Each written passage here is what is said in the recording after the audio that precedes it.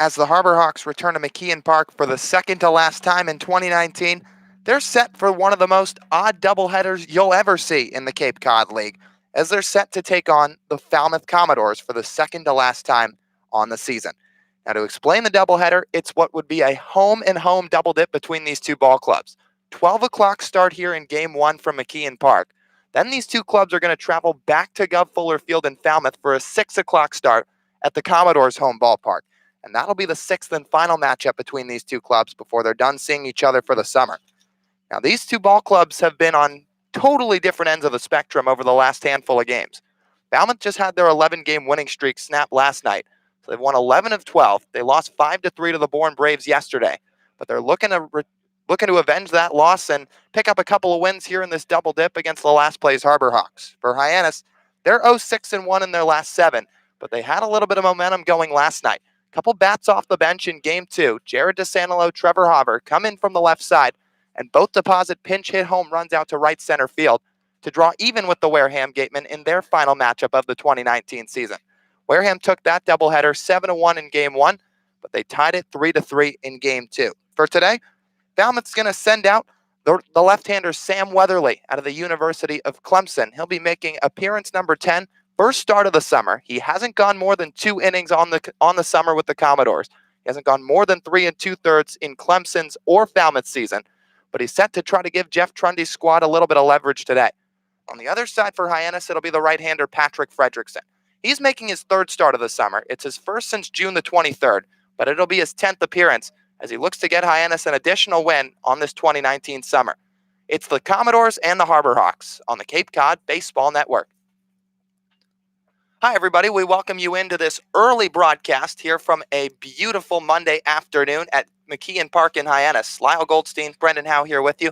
And Brendan, just to touch on last night, of course, Wareham takes Game 1, but Hyannis does have a little bit of momentum coming into this doubleheader, and nobody to thank more for that than those 2 bats off the bench with those pinch hit homers. No, absolutely not. And today's going to be a fun ride. It's going to be a wild and wacky one in this doubleheader like you talked about, but carrying over from last night should be a good one here from McKeon Park. DeSantillo and Hauver both saw some time in Game 1. They came off the bench cold in Game 2, and that's the hardest thing to do in baseball is come off the bench cold and try and get a base hit, let alone put one over the fence, which they both did out in right center.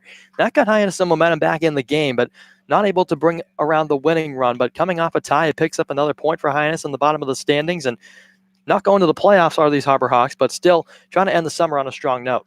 Yeah, and speaking of strong note, Patrick Fredrickson, a guy who's looking to end his summer on a strong note. As he's had some up and down starts at times, some up and down outings at times this summer. But he's a guy who in 2018 was as dominant as anybody in college baseball, and a guy who's likely making his final start of the summer, looking to really build some leverage going into his school season, as he's got a chance to really blank a Falmouth lineup that's been playing some really tough baseball lately. And this is a start today for Fredrickson that could really open some eyes for some people. The ERA not indicative of what he's done for Hyannis this season. He's worked some really good starts, and including his last one against the Bourne Braves on July the 25th, in which he worked an inning and a third of scoreless baseball. Gave up just 1 walk and struck out 1 in that game, and he's a guy that likes to pitch to contact as of late. He's given up his fair share of hits, but again, a Falmouth lineup that's been red hot as of late, coming off a long winning streak, one of the longest in the last decade here on Cape Cod. So a good start today for Fredrickson could go a long way for him. Let's talk about those Commodores for a second, because they won 11 straight games. That's the longest winning streak in the Cape Cod League since the new millennium of 2000. 11 straight, which actually started with that 2-0 win here against Hyannis, back when Franco Alamon went 7 shutout against the Harbor Hawk Ball Club. That was the start of the streak. It ended yesterday against the Bourne Braves, so Falmouth finally dropping a contest.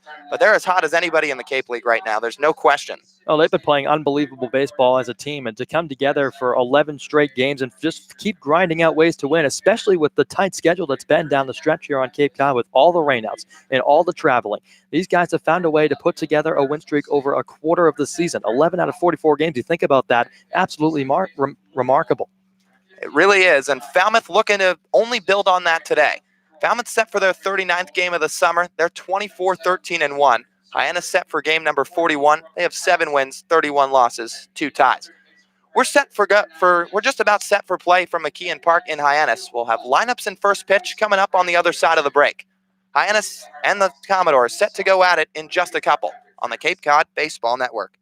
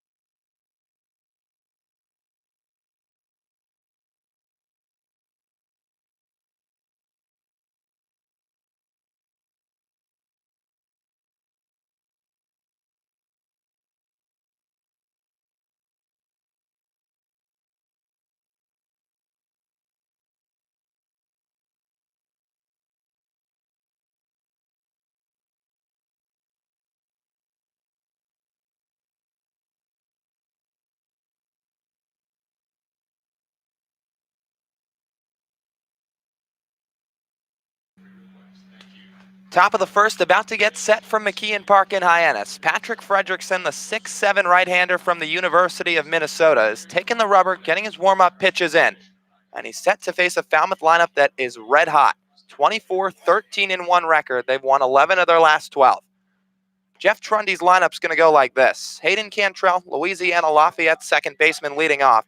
He'll be followed by Blake Dunn, Zach DeLoach, Trey Cruz, all-star for Falmouth in the cleanup spot. Jackson Coots hitting fifth, Barron Radcliffe hitting sixth, and the final third of the lineup, Taylor Smith, Austin Langworthy, and Kevin Kendall.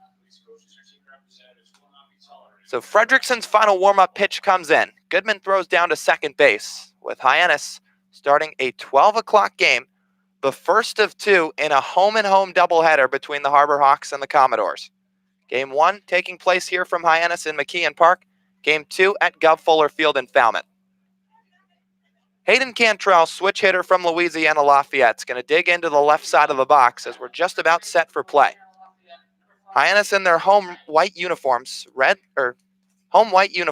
orange lettering and numbering, white pants, blue pinstripes, blue belts, blue hats, and the orange H up on the top. Fredrickson ready the first pitch, breaking ball high and away, and we're underway.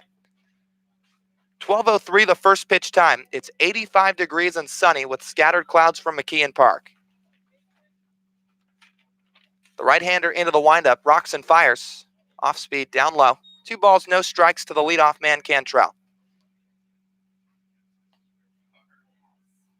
So Fredrickson making his third start of the summer. It's his first one in over a month. As he gets the sign from the catcher, Goodman fires home. Squiggled foul to the left side, over back by the Hyannis dugout. Cantrell comes into the day hitting .309. He's got 3 home runs, 13 runs batted in. One of those 3 dingers came against Tyler Madison the first time these two teams squared off. The 2-1 pop-up into short left field. Trevor Hauver coming in, loses the hat, settles under it, and makes the grab for the first out. So Fredrickson gets an easy F7 for the first out of the game. That'll bring up Blake Dunn, center fielder from Western Michigan. The defense behind Patrick Fredrickson today. Left to right in the outfield, Trevor Hauver, Bryce Teodosio, Rigsby Mosley. And left to right in the infield, Jackson Olsen, Jordan Westberg, Lucas Dunn, and Ian Fair. Hunter Goodman completes the battery behind the plate today, with the righty Fredrickson up on the mound for a very, very early start. First pitch, breaking ball, catches the bottom of the zone, 0-1. Usually doubleheaders in the Cape Cod League are games that consist of 3 o'clock and 6 o'clock starts. Not the case today. The 0-1 to Dunn. Breaking ball misses just outside, the count levels. That is one of the few matinee games you'll find on Cape Cod this summer. First one Hyannis has been a part of. The windup in the 1-1. Heater runs just outside. 2 balls, 1 strike to the Western Michigan product Dunn. Yeah, so the first matinee Hyannis has been featured in this summer. Not a whole lot of them usually taking place. 2-1. Fastball clips the outside corner. 2 balls, 2 strikes. They're not uncommon during school seasons. Most Division I weekend series consist of a Friday night game, a Saturday night game, and then a Sunday matinee. It's just not the case during the summer. 2-2. Check swing on an off-speed in the dirt. Appeal down to first base. Does not go around. That's according to first base umpire Nick Zabelli. So Patrick Fredrickson, 3-pitch guy, primarily fastball, curveball, can also mix in a changeup. He's got a 3-2 with 1 down to the righty batter Dunn. Payoff pitch from Fredrickson. Ground ball right side, shoots through the 3-4 gap, a base hit. Blake Dunn's on the board with the first Falmouth hit of the game. He stops right at first base. That'll bring up number 3 hitter Zach DeLoach with 1 out, 1 on. So Dunn was just kind of taking what was given to him. Went with an outside fastball and slapped it on the ground to the right side. Lucas Dunn, the second baseman, was shifted a bit toward the bag, so there was a big hole for Dunn. And he capitalized on it to perfection. So DeLoach, a left-handed bat. He's certainly had some success against Hyannis this summer. Fredrickson throws over to first base. Back with no problem, the runner Dunn, as he gives a head-first dive. DeLoach, a left-handed bat. He's one of 5 natural lefties in the lineup tonight. Although with Trey Cruz and Hayden Cantrell being featured from both sides, it can get up to as many as 7. Fredrickson comes set at the belt. Throws over to first, done fooled. Tag applied by Fair, but just called safe. Oh, Blake Dunn looked like meat out on the base paths, but just gets that left hand in time. Fair slapped down a quick tag as Dunn was shaded towards second base. He started to give half a step that way, but then realized he had to return and retreat back to first. He just does so in time. So Deloach, the right fielder from Texas A&M. Fredrickson the set. Stretch in the first pitch. Down low, runner's going to take off for second. Throw down from Goodman. It's going to be way late. Dunn swipes second base, and he's in scoring position with just 1 down.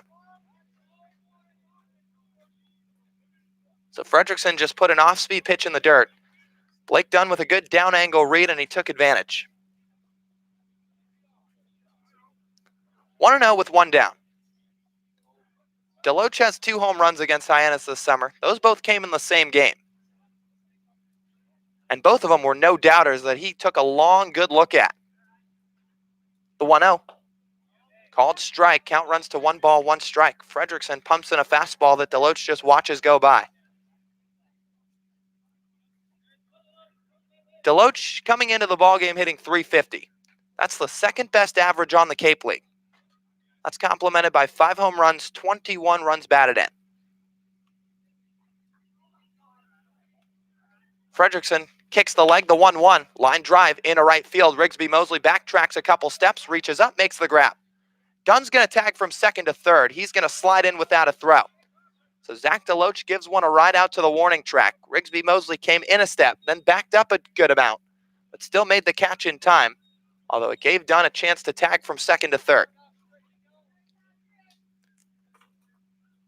So 2 outs. Fredrickson's induced a pair of flyouts thus far. This will bring up Trey Cruz, who hits from the left side. He's the other switch hitter in the Falmouth lineup today.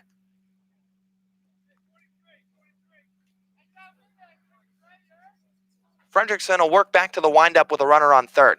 The offering, high chopper foul to the right side. No switch hitters in the Hyannis lineup today. Rowdy Jordan was expected to be featured in right field. He was a late scratch. Rigsby Mosley takes his spot out there. As Fredrickson peers over the glove, gets the sign from Goodman. The 0-1 pitch. Called strike, hits the outer black. It's 0-2.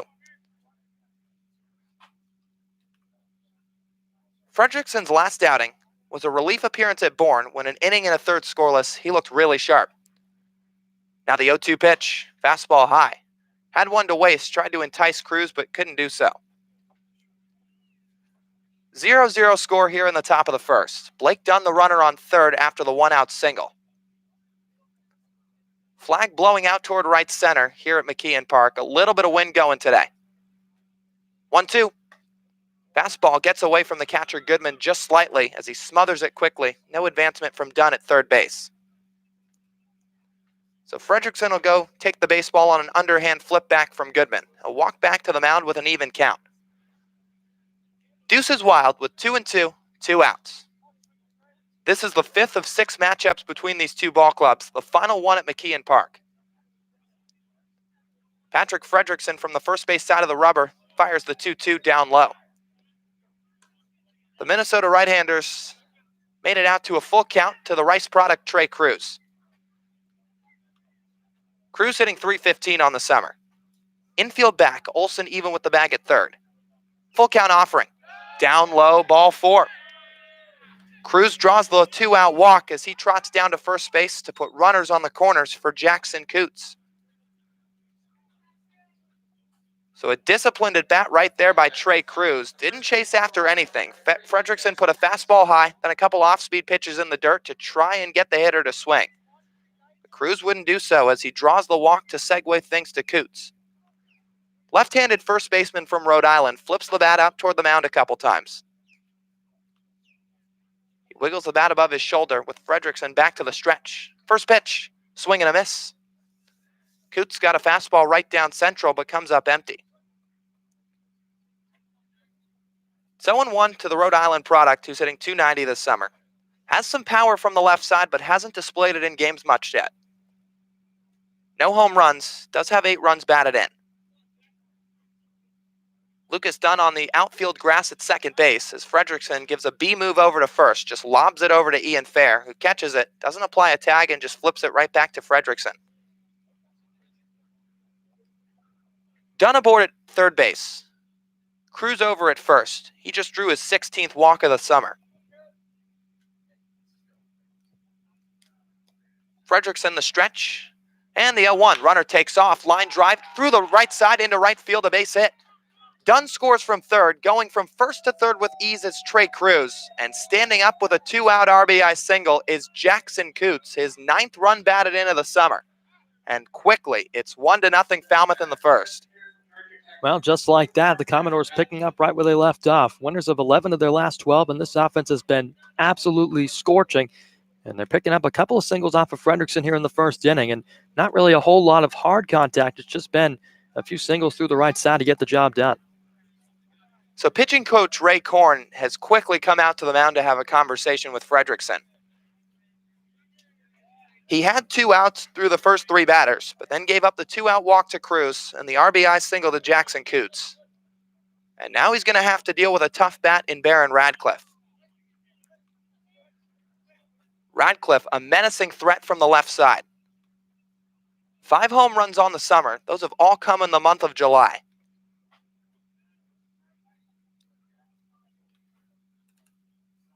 Righty Fredrickson gives him a long look. Now sets right at the belt. The stretch in the first pitch. Outside, ball 1. Radcliffe stands at 6'4", 239 pounds. Again, an imposing figure from that left side of the box who's got some light tower power in his arsenal. Fredrickson's 1-0. Fastball just down low. Count runs to 2 balls, no strikes to the Georgia Tech product. So Radcliffe hitting from the left side. Hitting .292 in his last 10 games, along with 2 home runs. Fredrickson throws over to first, but backs safely the runner Coots. Radcliffe has 2 of his 5 home runs in those last 10 games. He's got 1 of his 5 in the last 5 games. Fredrickson gets the sign from Goodman. The 2-0. Ground ball hit right to the shortstop Westberg. Charges in, shuffles, fires to first in time. That ends the inning. 1 run, 2 hits, no errors, 2 left on. It's Falmouth 1, Hyannis nothing through half a frame of play. We'll go to the bottom of the first with Hyannis getting their first ups on the Cape Cod Baseball Network.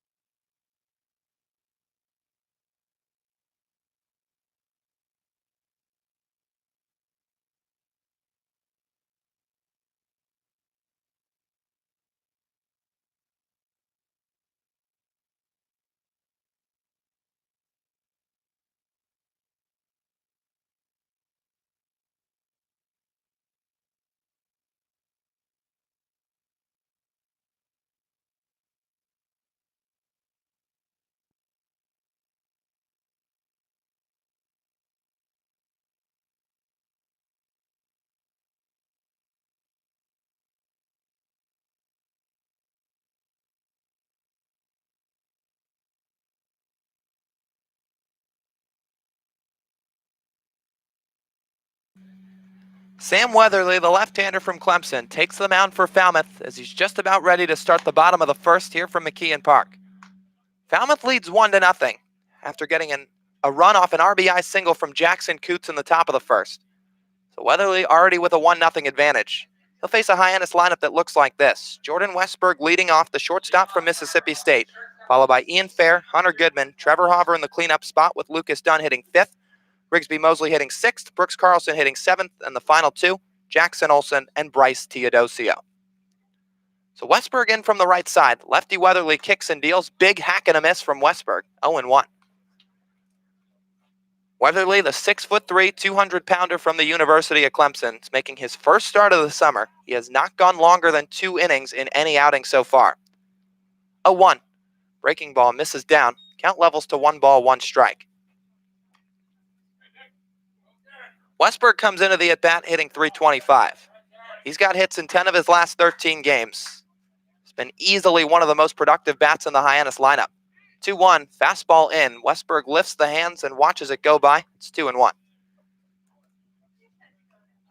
Weatherly, a 4-pitch guy. Fastball that sits high 80s to low 90s. As he rocks and fires the 2-1, Westberg checks his swing and goes around. That evens it at 2-2.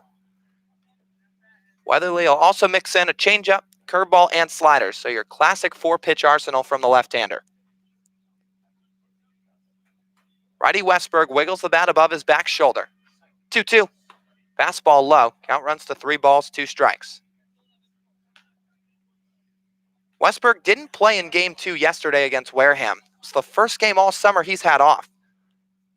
Of course, he hasn't been around since opening day. But he got here on July the 5th and has played ever since. 3-2. Called strike 3 at the bottom of the zone. Sam Weatherly drops in that breaking ball right on the outside part of the plate and right at the knees. It freezes Westberg for the first out of the inning. This will bring up Ian Fair with 1 away. Falmouth defense today behind Weatherly. Austin Langworthy, Blake Dunn, Zach DeLoach left to right in the outfield. And Trey Cruz, Kevin Kendall, Hayden Cantrell, and Jackson Coots left to right in the infield. Pitch to Fair. Fly ball lifted fairly deep right center. Dunn cruising over to his left, and he makes the catch in the gap on the run. So 2 quick outs for the lefty Weatherly in the bottom of the first inning. Fair gives one a ride into the gap, but it's tracked down by the Western Michigan product for the second out. So this will bring up Hunter Goodman. Goodman's hitting .284 entering today's play. Easily the biggest power threat in the Hyannis lineup. He's been one of the biggest power threats on the Cape this summer. Lefty Weatherly gives him a long look. First pitch, breaking ball. This is just down 1-0. Goodman threw the hands at it a little bit, but held up. Peeled down to first. He does not go around. Goodman's tied for 7th in the Cape League in hits. As the 1-0 comes in, ground ball hits sharply out to the shortstop Kendall. Fields on 2 hops, fires low across. It's picked out by Coots. That ends the inning. 1-2-3 go the Harbor Hawks in the bottom of the first. No runs, no hits, no errors, nobody left on. We'll go to the second. It's Falmouth 1, Hyannis 0 on the Cape Cod Baseball Network.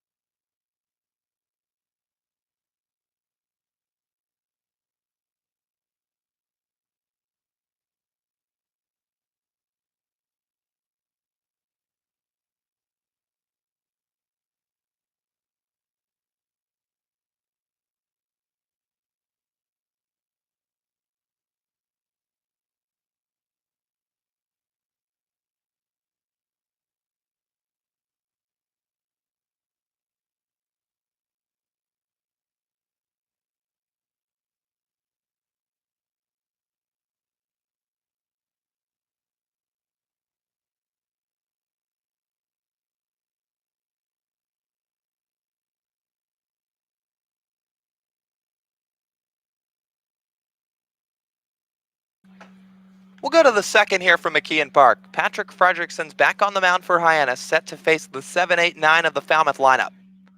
1-0 Falmouth the score as the Commodores put together 2 hits in the top of the first.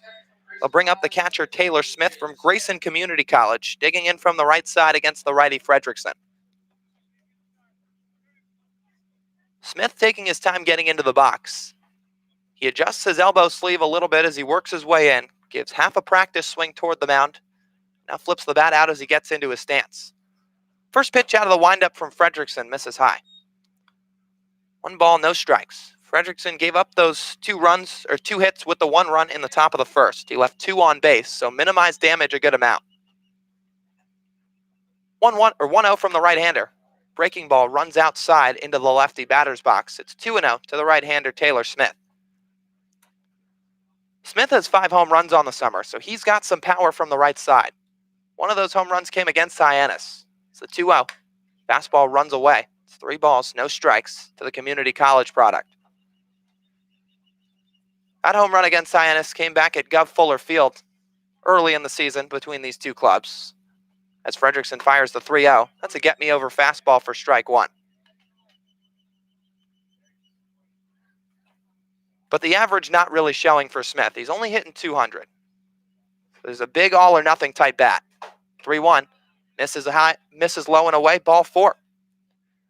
So Fredrickson gives up his second walk of the afternoon. It's the first to the right-hander Taylor Smith as he's aboard at first for Austin Langworthy. So walks have certainly been a trend for Hyannis over the past couple days. Joe Quintal yesterday had a phenomenal start. It was his best of the summer. Right-hander went 4 1/3, giving up 1 earned on just 1 hit. The only thing was he walked 6 guys. He still minimized damage, and Fredrickson can do more of the same today as he works to the stretch. Pitch to the lefty Langworthy. Fastball on the inside corner. And walks have been a little bit of a story of the Hyannis pitching staff a lot of the summer. They've issued 185 free passes this summer. That ranks last in the league. As Patrick Fredrickson gets the sign. Takes a long pause, comes home. Tapped foul behind the plate. It's 0-2 to the Florida Gator Langworthy. Falmouth, on the other hand, has a pitching staff that stays very economical and well in the strike zone. They finally reached their way over the century mark for walks. They've let up just 101 base on balls this summer. That ranks first in the league. Again, a lot of pitchers who throw a lot of strikes and stay around the zone. Fredrickson, the 0-2. Fastball up high. It brushes Langworthy back a little bit. 1 ball, 2 strikes. 1-0 the score here in the top of the second. Jackson Olson, the third baseman, playing just in front of the bag, not quite on the lip of the infield grass.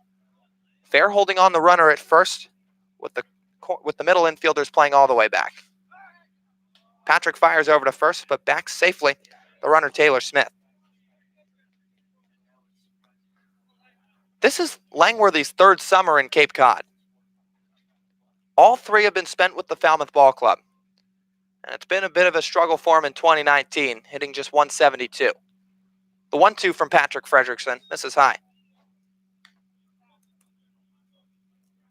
Langworthy looking to get something going here in the top of the second inning.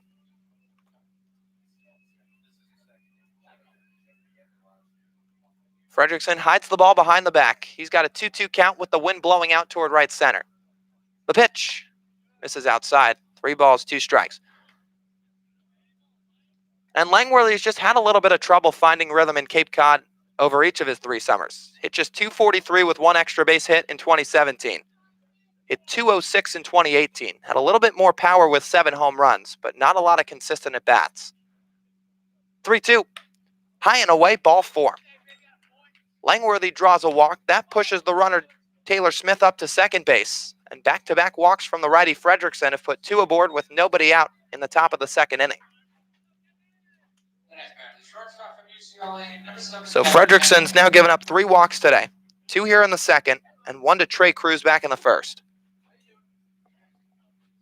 Kevin Kendall, the header. He rounds out the 9 from the left side of the infield. Also hitting from the left side of the box. Fredrickson checks the runner at second, fires home. Kendall shows bunt, pulls back. It's a fastball low. So Kendall, the shortstop out of UCLA, hitting just 150 this summer. And that's a trend about the Falmouth lineup. They're very, very top heavy. Sure, that can happen from time to time with a lot of these teams, but it's very noticeable with the Commodores club. 1-0 from Fredrickson. Kendall pushes one fair on a bunt down the third base line. Olsen barehands fires to first in time. Nice play by the Hartford product, Jackson Olsen. Charges in from third base, picks it up with the bare hand, and fires a strike to Ian Fair across the diamond. Both runners advance on the play.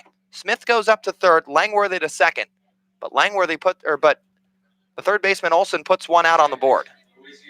Well, good anticipation from Olsen right there. It's a situation that makes sense for Jeff Chundy to make the signal to drop down a bunt. Trying to push two runners in scoring position, nobody out in the inning. A perfect time to do it. And Kendall dropping one down the third baseline to perfection. This brings the lineup back to the top for Hayden Cantrell. He watches a fastball high. But again for the Falmouth lineup, the bottom three guys in the order are all hitting 200 or lower. The top of the lineup, three of the first four are hitting 300 or higher. Fredrickson, the 1-0 pitch. Fastball misses just into the hitter Cantrell. It's 2-0. Now Baron Radcliffe hits in the sixth spot for Falmouth. His average has been a little bit more respectable as of late. He's pushed it all the way up to 247, but he was well below the Mendoza line for over half the summer. Fredrickson, the 2-0 to Cantrell. Heater misses down low, 3 balls, no strikes.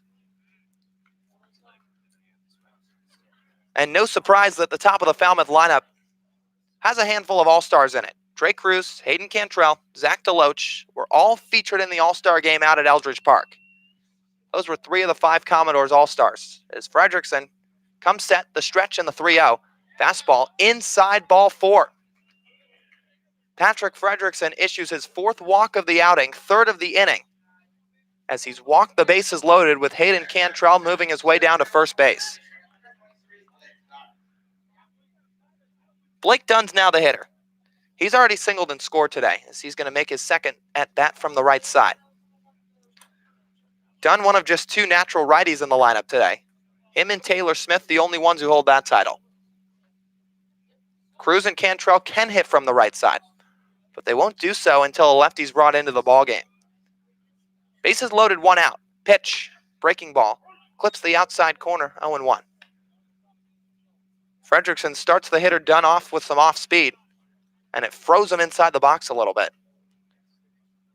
We'll see if he flips him that breaking ball again or if he decides to go back to the heater. Bases loaded with 1 out. Infield back. 0-1. Breaking ball again, but it misses just down low.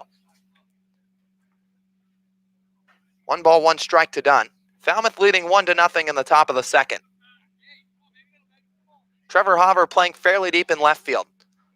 Rigsby Mosley more of the same in right. The only guy shaded in a little bit is Bryce Teodosio in center, but of course he can cover acres and acres of ground. 1-1. Swinging a tap foul into the glove of Goodman. Count moves to 1 ball, 2 strikes.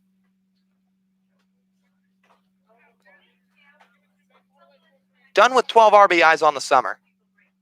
He's looking to bring home a couple more for Falmouth and extend their 1-0 lead.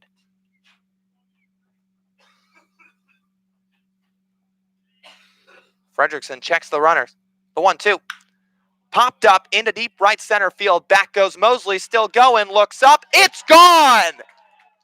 A grand slam for Blake Dunn has blown it open in the top of the second inning. RBIs number 13, 14, 15, and 16 for the Western Michigan product have made it 5-0 Falmouth here in the second. And that one got out of here in a hurry, but it had a lot of air under it. It didn't look like it had enough gas to get out, but as Mosley kept going back to the wall and starting to think maybe this thing might get out, and it gets off the scoreboard out there and right. And it puts Falmouth up by 5 here at McKeon Park, and a 4th spot going on the board against Fredrickson. So the walk's coming back to bite the Minnesota product. So Fredrickson gives up that grand slam the other way to Blake Dunn. Makes it 5-0 Falmouth for the new hitter, Zach DeLoach. First pitch, ground ball hit sharply foul to the right side. But talk about putting a stamp on this ball game. Blake Dunn absolutely makes a statement in the top of the second inning as he has swung all the momentum the way of Falmouth. Just the third hit Fredrickson's given up, but it came in a grand fashion. 0-1, pop up on the left side of the infield. Olsen racing back into foul ground. He lost it in the sun and it drops foul. Westberg was trying to come over to his right. He couldn't get there in time, but Olsen just had the sun get in his eyes and he had no play at it. So it's 0-2 with one out. Hyannis had one grand slam against Falmouth earlier in the summer. That was courtesy of Trevor Hauver out at Gov Fuller Field. Now the Commodores have returned the favor in the fashion of Blake Dunn. 5-0 the score with one out. It's 0-2 to the Texas A&M product Deloach hitting from the left side. Fredrickson working from the windup. The 0-2 pitch pops foul, third base side. This will get over the crowd and into the parking lot. A pretty sparse crowd here from McKeon Park today. There's scattered fans throughout the ballpark, but that's about what someone can expect coming to a Cape Cod League game on a 12 o'clock on a Monday. Of course, a lot of people having to work, a lot of people with other plans. Very, very early start here from Hyannis. The 0-2 to the lefty Deloach. Fastball high. Count runs to 1 ball, 2 strikes. And there's still a little bit of wind blowing out toward right center. Blake Dunn might have been helped out a little bit by the jet stream, but he sure got a good piece of it. It hit off the top of the scoreboard. 1-2 from the righty Fredrickson. Downstairs, 2 balls, 2 strikes.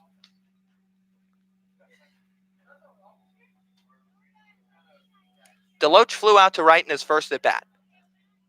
Took Rigsby Mosley back to the warning track, but he reached up to make the play.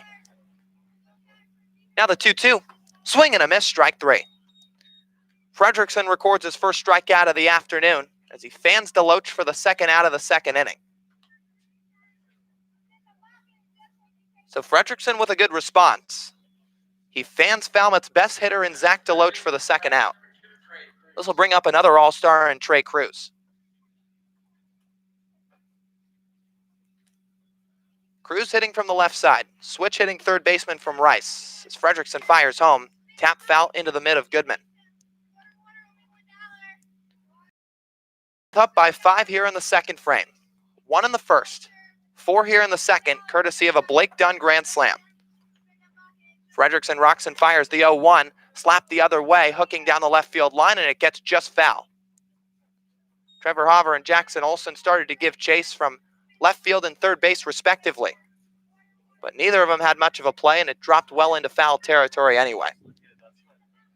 So 0-2, 2 outs. Fredrickson 1 strike away from out of the inning. He's got the infield playing back. The windup and the 0-2 pitch. Ground ball hits softly to the left side. Westberg charges in, stops, fires to first, and it's in time. Trey Cruz called out on a bang-bang play. He's not happy about it, but he gets rung up by the first base umpire, Nick Zabelli, for the third out of the top of the second. Falmouth pours it on. 4 runs, 1 hit, no errors, nobody left on. We'll go to the bottom of the second. It's Falmouth 5, Hyannis nothing on the Cape Cod Baseball Network.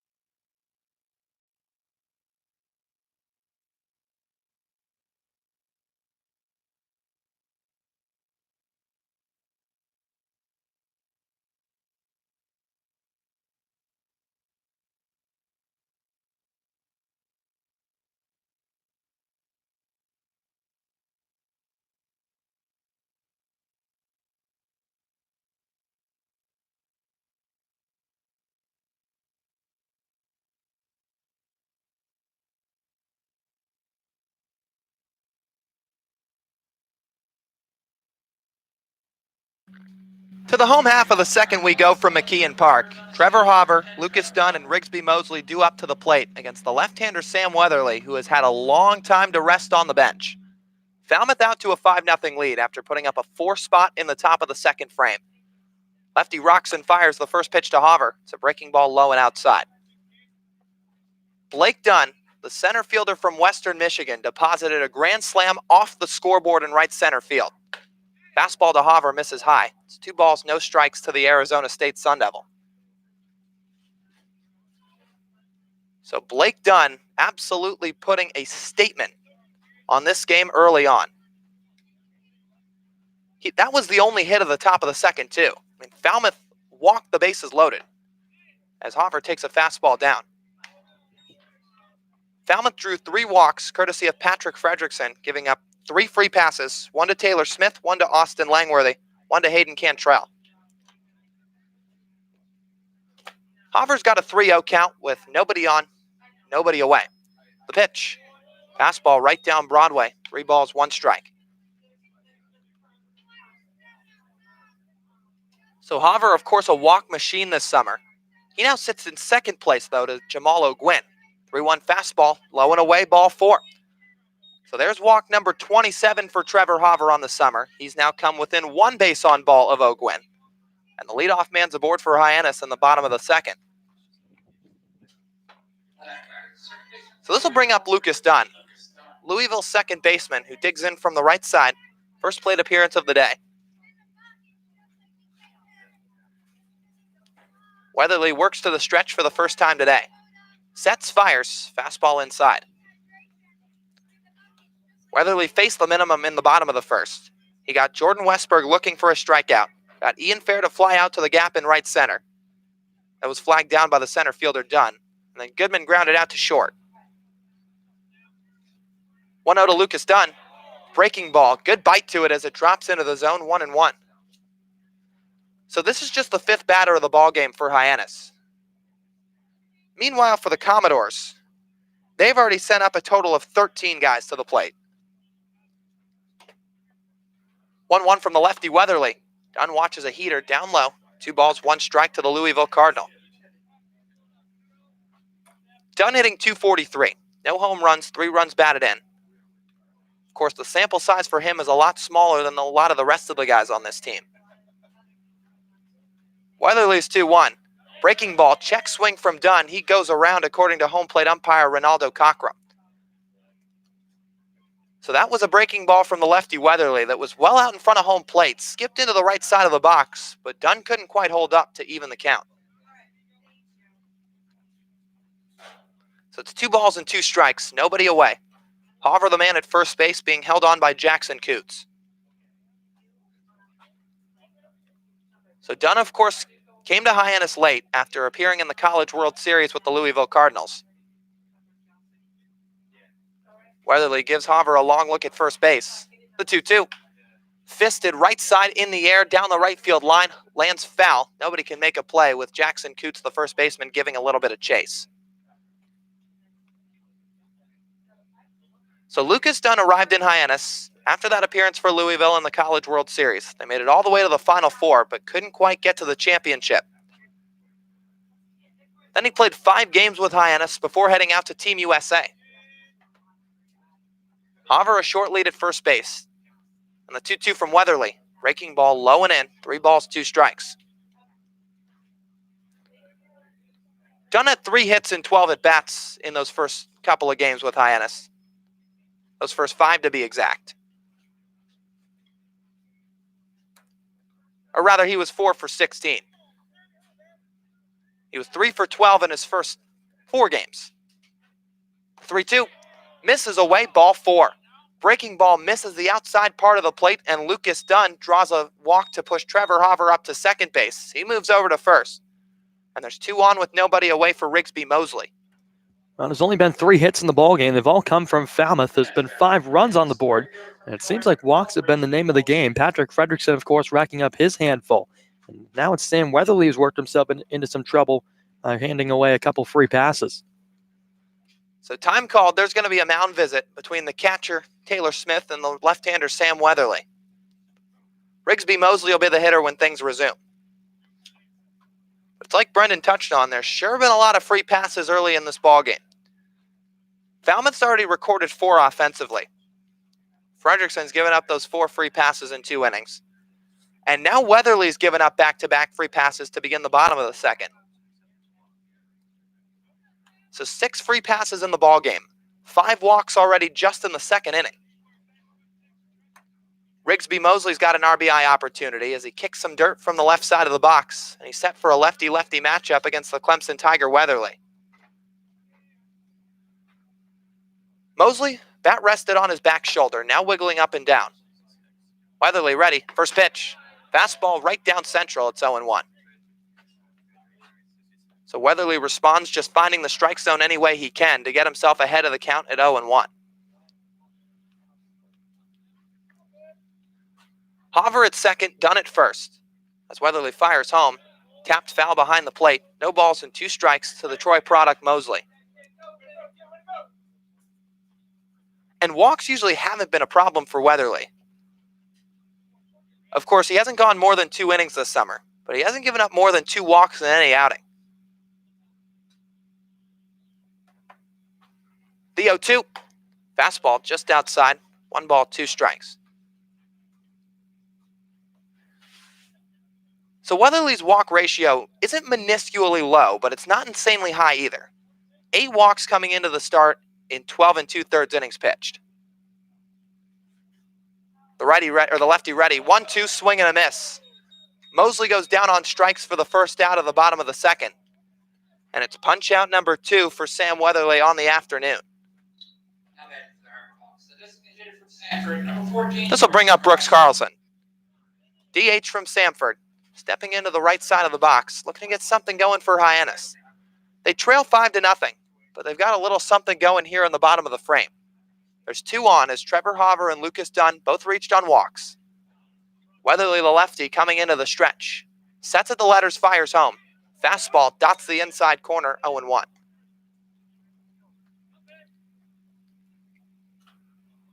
Carlson with 1 home run entering today's play. He's also got 5 runs batted in. Weatherly, the lefty. The pitch. Popped up foul. Right side. This will get out of play onto the grass field just behind McKeon Park. So we'll see how long Jeff Tronde opts to keep Weatherly in the ballgame. He's gone 2 innings, 3 different times this summer. Other than that, it's all been an inning and 2/3 or less. 2 innings against Bourne his first time out June the 15th. 2 innings against Catuit on July the 3rd. 2 innings at Wareham on July the 19th. 0-2. This is inside. Appeal down to first base. Does not go around, according to umpire Nick Zabelli. So Weatherly flashed a breaking ball on the inner half of the plate. Carlson threw the hands at it a little bit, but didn't break the wrists enough to be rung up. Trey Cruz was way in at third base. Now he backs up to play even with the bag. He's hugging the line a little bit. Corner infielder's back. As the 1-2 comes in, ground ball foul to the left side, just over by the Hyannis on-deck circle, where Jackson Olsen picks up the ball, flips it to a bat boy.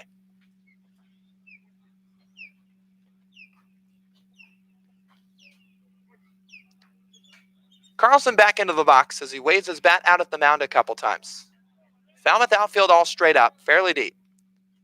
The 1-2. Popped up right side. Coots is going to move to his left, give some chase, and he's going to watch it sail out of play. So Carlson back outside the box as he adjusts his batting gloves.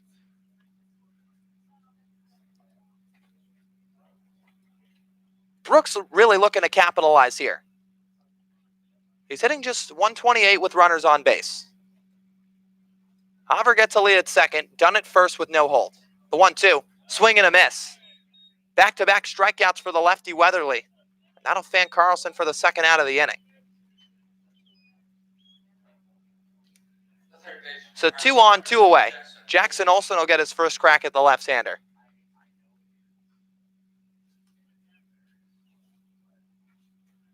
Olsen digs in from the left side.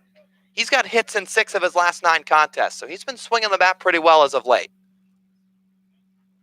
Weatherly's first pitch, fastball down, 1 ball, no strikes.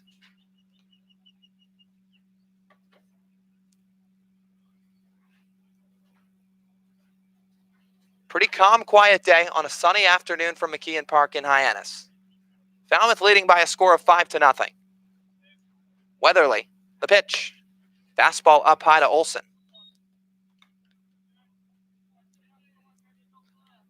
So Hyannis doesn't have a base hit yet. Falmouth has 3. 2 singles and then a grand slam from Blake Dunn. But Olson looking to change the course of events here. Hover a lead at second, Dunn at first. It's 2-0 to the lefty Olson. Pitch from Weatherly. Breaking ball away. Olson checks his swing, appeal down to third base, and third base umpire Billy Julie says he does not go. So Olson's worked way ahead of the count at 3-0. Both Hover and Dunn reached via the walk. Olson looking like he's got a pretty good opportunity to do the same thing. Wind still blowing out toward right center. Weatherly, 3-0. Fastball on the outside corner. Count moves to 3 balls, 1 strike. Olson hitting .236 entering today's play. 6 runs batted in. With Bryce Teodosio awaiting on deck. 3-1. Fly ball hit into fairly deep right field. Backing up a couple steps to Loach. Moves to his left, reaches up, makes the play. So Hyannis held scoreless in the bottom of the second inning despite 2 reaching base. No runs, no hits, no errors. 2 left on. We'll go to the third. It's Falmouth 5, Hyannis nothing on the Cape Cod Baseball Network.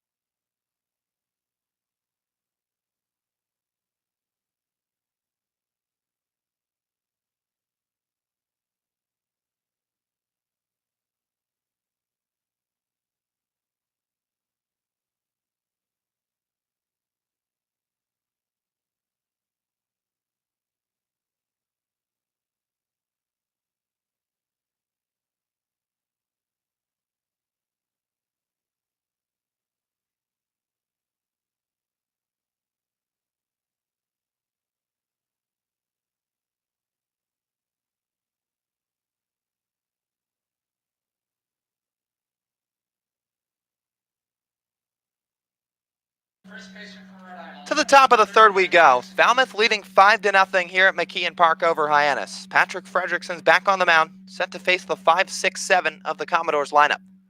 First pitch to the hitter, Jackson Coots. High chopper out to second base. Lucas Dunn fields on 2 hops, flips over to first base in time. So 1 pitch, 1 out for Patrick Fredrickson to start the top of the third. Coots is retired for the first time today, and that'll bring up Aaron Radcliffe. So Falmouth still with just the 3 hits, but none looming larger than that Blake Dunn grand slam back in the second. Radcliffe making his way into the left side of the box. Flips the bat out at Fredrickson once, now into his stance. Pitch. Fouled straight back off the screen.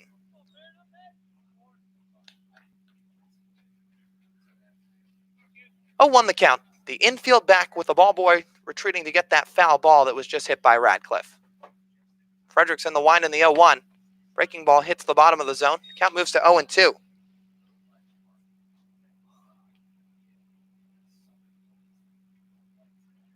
So Fredrickson now working quickly. Gets the sign from Goodman. And the pitch. Swing and a miss. Strike 3. Goodman finds the baseball under his feet. Makes an outside throw to Ian Fair to the outer part of the bag. And that completes the strikeout. 2 quick outs for Patrick Fredrickson here in the top of the third. A good response from the Minnesota right-hander, as there's quickly 2 down here in the frame for Taylor Smith. Second strikeout of the afternoon for the righty. As Smith digs in from the right side, he's already 0 for 0 today, walking a run scored. He was one of 4 to come around on that Blake Dunn grand slam. Infield still back with nobody on. Fredrickson winds and fires. Breaking ball hits the outside corner, 0-1. He's looked pretty sharp so far in this third inning. First inning was okay. Gave up 2 hits with the 1 run. As he's ready, delivers home. Fastball just away. 1 ball, 1 strike. The second inning was what really hurt him. Gave up just the 1 hit on the grand slam, but also issued those 3 walks. Been really economical in the third so far. 1-1 pitch. Fastball on the outside corner. Hitter Smith just watches it go by and makes it a 1-2 count. Fredrickson's summer high in strikeouts was 5. That was back in 4 innings of work against the Orleans Firebirds. Now the 1-2. Swing and a miss, strike 3. Fredrickson goes 1-2-3 in the top of the third. A big response from the big right-hander out of Minnesota. No runs, no hits, no errors, nobody left on. We're through 2.5 here from McKeon Park. It's Falmouth 5, Hyannis nothing on the Cape Cod Baseball Network.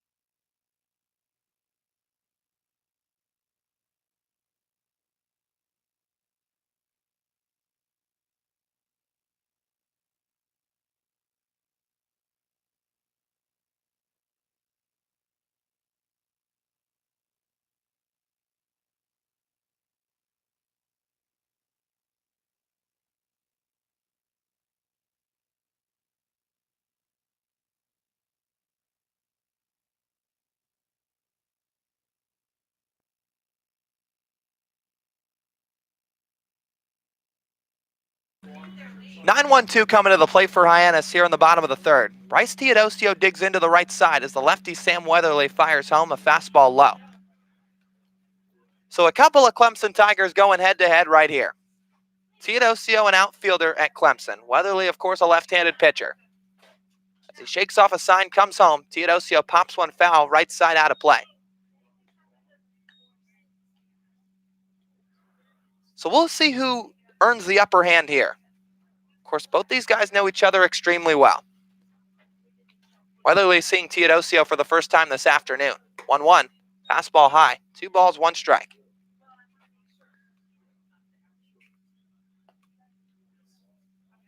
Teodosio coming into this at bat hitting 190. 1 home run, 4 RBIs. The pitch comes in, swinging a tap foul back off the screen. Count runs to 2-2.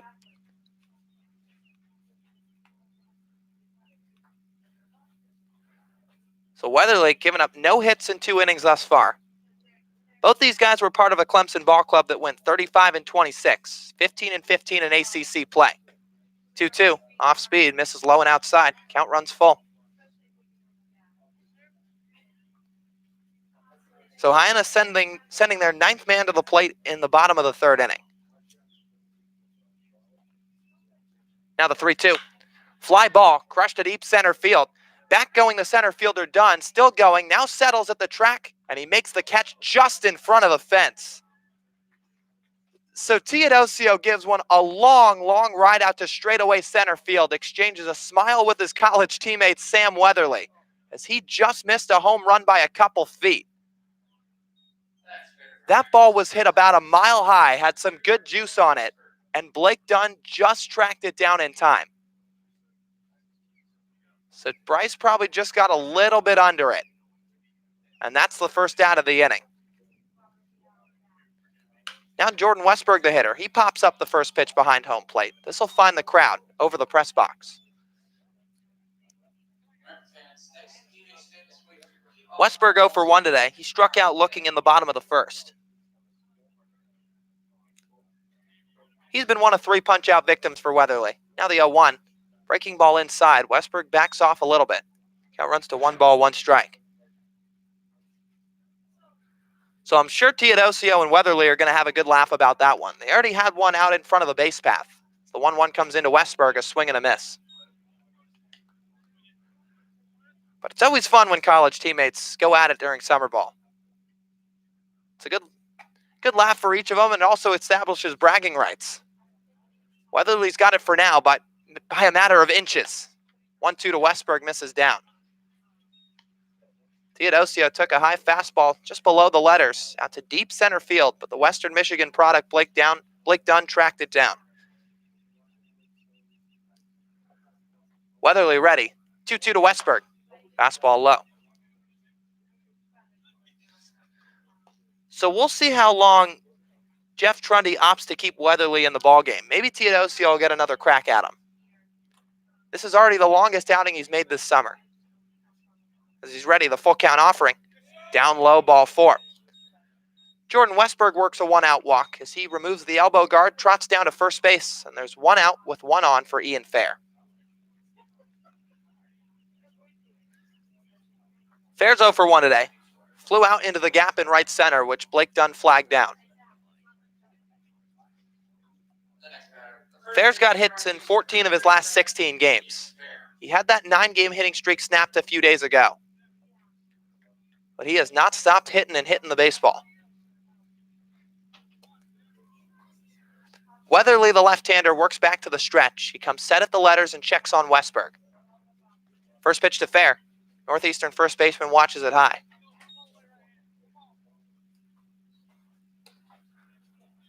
So Falmouth, an 11-game winning streak snapped yesterday. It started with a 2-0 win here over Hyannis at McKeon Park. It ended with a 5-3 defeat at the hands of the Bourne Braves. The 1-0 to Fair. Righty swings and fouls it straight back. And again, it was certainly started off with a bang. Falmouth won that game by a score of 2-0. Franco Alamon turned in what was one of the best starts of his summer and maybe one of the best starts on the Cape League all summer. The right-hander, who had not let up an earned run at the time, went 7 shutout, gave up 4 hits, 1 walk, 6 strikeouts. That was back on July the 15th. 1-1 to Ian Fair. Fastball misses away. 2 balls, 1 strike. And that was what propelled an 11-game winning streak for Falmouth. Alamon, meanwhile, finally gave up an earned run in his last outing. As Westberg gets a lead off of first, the 2-1 to Fair. Punch foul behind home plate, and it gets out of play. That was part of a 5-inning start at home at Gov Fuller Field against the Wareham Gatemen, where Jerry Weinstein's squad, the best offense on Cape Cod, got 1 run on 4 hits off the righty Alamon. Franco Alamon has gone 5 or more in each of his 5 starts this summer. Weatherly ready. 2-2 to Ian Fair. Popped up into shallow center field. Cantrell, the second baseman, moving back. Now the right fielder Deloach coming in toward the gap, and he makes the catch moving to his right. Jordan Westberg walks back to first base as Fair's flied out twice already today. There's 2 outs here in the bottom of the 3rd inning for Hunter Goodman. But that 7-inning outing for Alamon was almost no question his best outing. It tied his summer high in strikeouts with 6. He gave up 4 hits, which was tied for a second low on the summer. And he went a season high in innings pitched with 7. That 6'6" freshman from FIU is really overpowering. Pitch to Goodman, pop foul, up and out of play. Alamon's stuff doesn't sit high 90s with his fastball. He sits about high 80s to low 90s, but can mix in that breaking ball really well. He's got some good run on that fastball, and he just finds ways to keep hitters off balance. Weatherly set the 0-1 to Goodman. Pop up, right side. This is going to find the grass field behind the bleachers as well. For Weatherly, meanwhile, his longest start of the Cape League summer thus far. This has been his only start of the Cape League summer, but this is his longest outing. 2 2/3 to this point. He's given up no runs, no hits, and he's a strike away from getting out of the third. But he's going up against the biggest power threat in the Hyannis lineup. Hunter Goodman's 0 for 1 today with a ground out to short. But he's got 7 bombs, Cape League leading 35 RBIs. 0-2. Pop-up lifted sky high into shallow center field. In comes Blake Dunn as well as Zach DeLoach. It'll be DeLoach to take charge, and he makes the catch moving to his right. That ends the inning. Hyannis picks up a 1-out walk from Jordan Westberg, but nothing further. No runs, no hits, no errors. 1 left on. We're through 3 frames. It's Falmouth 5, Hyannis 0. We'll go to the 4th just after this on the Cape Cod Baseball Network.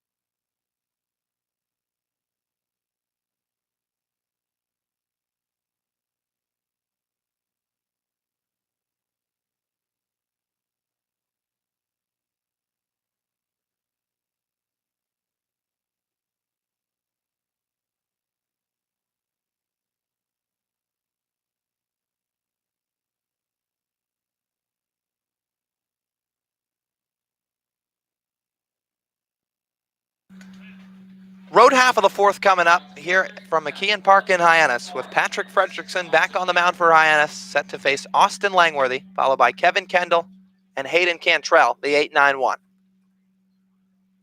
Righty motions the ball inside his mitt. Now gets ready. Rocks and fires the first pitch. It's a ground ball hit on a couple hops foul to the right side.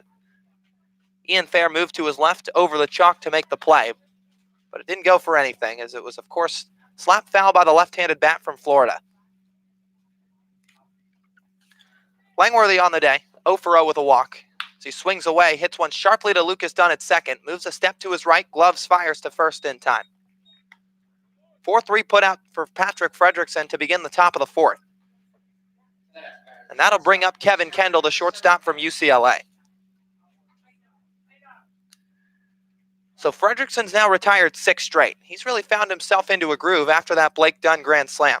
That was the last base runner that he allowed, or last hit he gave up. The first pitch, fastball high, 1 ball, no strikes. So Fredrickson making his first start in over a month. His last one came June the 23rd. That was also during a doubleheader, although it was against Harwich. Pitch to Kendall, misses inside, 2 balls, no strikes. So Fredrickson's given up 4 walks so far today. He gave up 3 walks in that outing back on June the 23rd.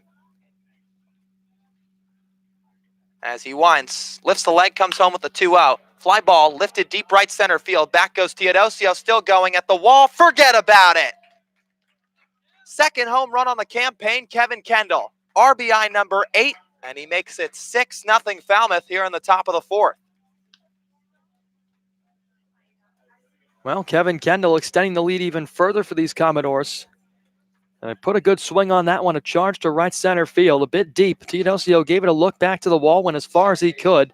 Gave a leap right at the end, but that one clanked off some tree branches out there, and the second home run for Kevin Kendall out to the number 9 spot.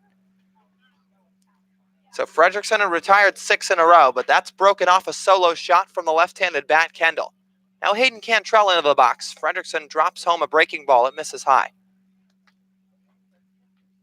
And Fredrickson was already ready to go when Hayden Cantrell started walking to the box. As Patrick works quickly, the 1-1, the 1-0. Breaking ball down. 2 balls, no strikes. Cantrell took a little bit of time to get into the box, but Fredrickson was ready to flush that home run and already get back to work. Now the 2-0 from the righty. Fastball hits the outside corner, 2-1. So Kevin Kendall, a shortstop out of UCLA who doesn't have a whole ton of power, just smashed his second home run of the summer. Pitch from Fredrickson. Ground ball right side. Diving stop by Fair, but it gets off his glove. Now fielded by Dunn out in short right, and there's going to be no throw at first. Hayden Cantrell beats it out with a 1-out single. He picks up his first hit of the day as he's aboard at first, bringing up the number 2 hitter, Blake Dunn.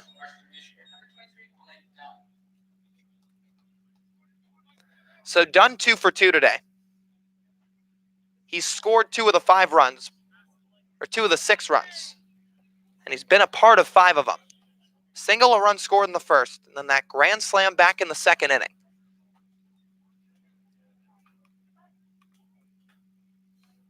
Fredrickson works to the stretch, checks the runner at first. Now fires home. Fastball low and outside.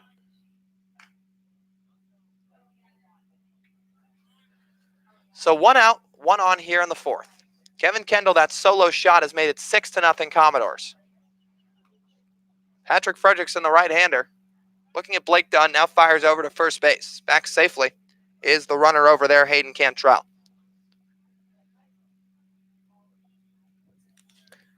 So the last time Fredrickson made a start, things got a little bit chippy here at McKeon Park.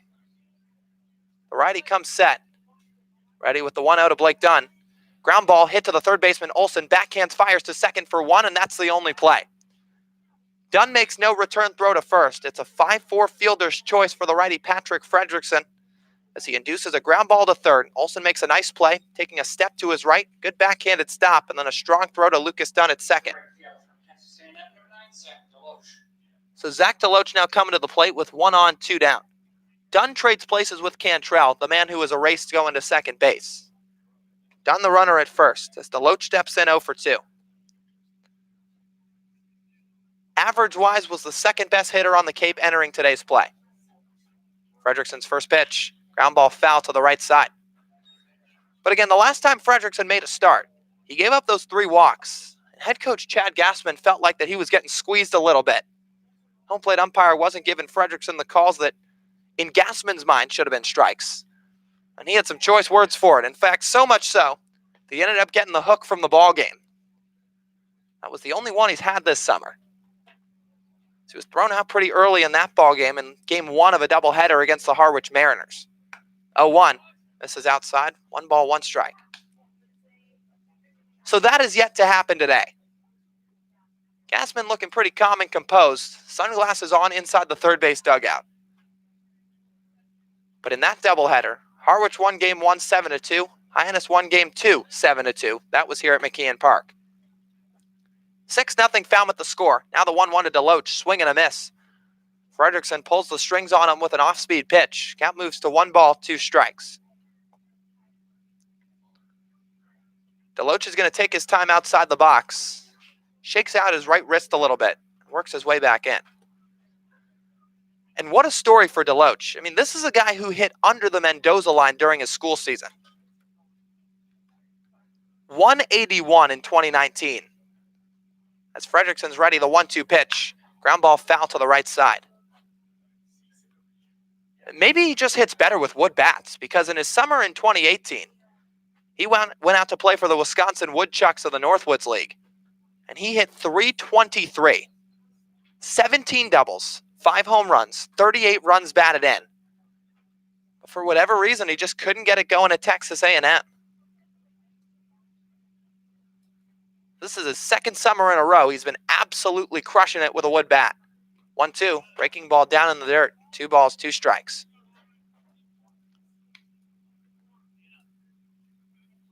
So DeLoach steps out of the box. He's going to look down the third base line. And now he's going to work his way back in. One runner aboard. That's Hayden Cantrell, who reached with a one-out single. Kevin Kendall homered earlier in the inning. Falmouth up 6-0. One run in the first, two in the second, one in the fourth. The 2-2. Ground ball left side through the 5-6 gap, a base hit.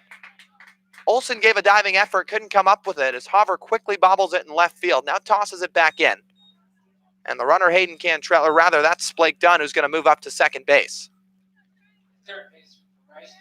So Dunn to second, Deloach up to first with his first hit of the day. This will bring up Trey Cruz, the Rice third baseman. So Dunn, the runner at second, who grounded into that 5-4 fielder's choice. Cantrell was deleted off the base paths.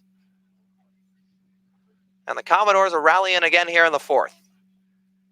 Trey Cruz, a guy looking for his first hit today. 0 for 1. A walk in the first, he was then stranded at third. Also grounded out to Jordan Westberg at short, back in the top of the second. Fredrickson checks the runner. First pitch. Line drive into straightaway center field. Teodosio backs up a couple steps, jumps up, makes the grab. That ends the top of the fourth inning. Falmouth gets one run on 3 hits, no errors, 2 left on.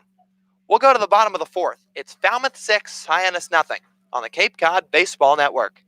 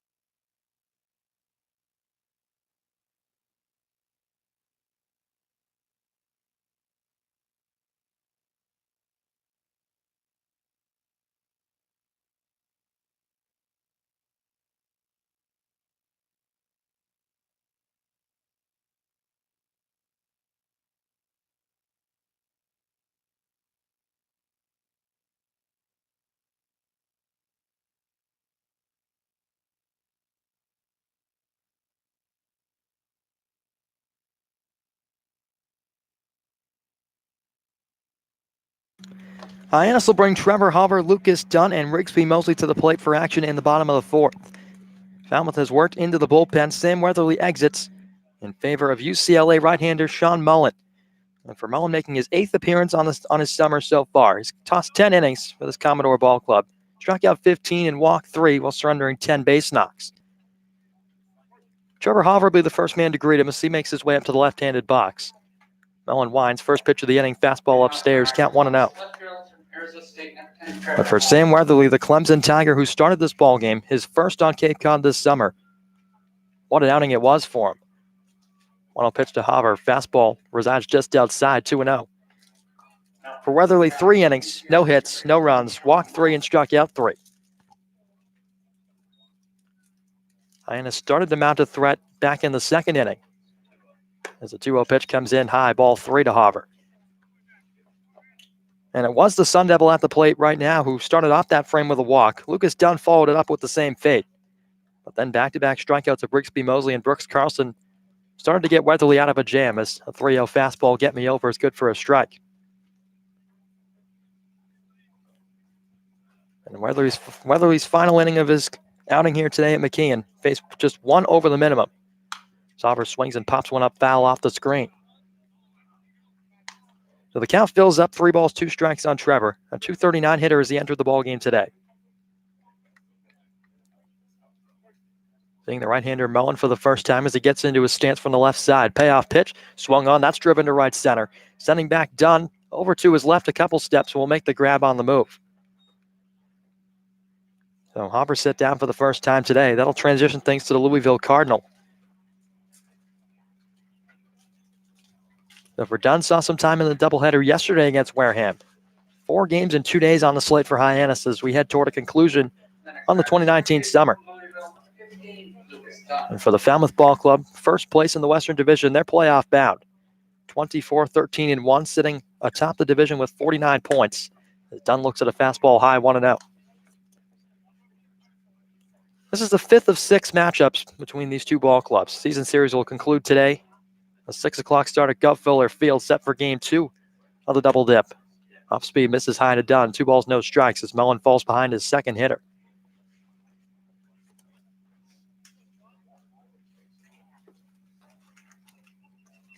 Mullen from the windup. First base side of the rubber fires a 2-0. Dunn swings and lines it foul off the screen right side as it bounces back toward the Commodore dugout. Well, Hyannis 1-2-1 so far as it stands right now. As Mullen gets a sign on 2-1 and comes home. Fastball brushes Dunn back a couple inches. 3 balls and a strike to count.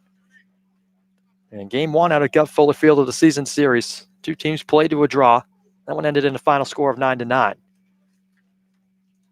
Mullen set for a 3-1 up high, and he loses Dunn ball 4. Ball sailed all the way to the backstop, but bouncing back right to Smith. Dunn makes his way down to first.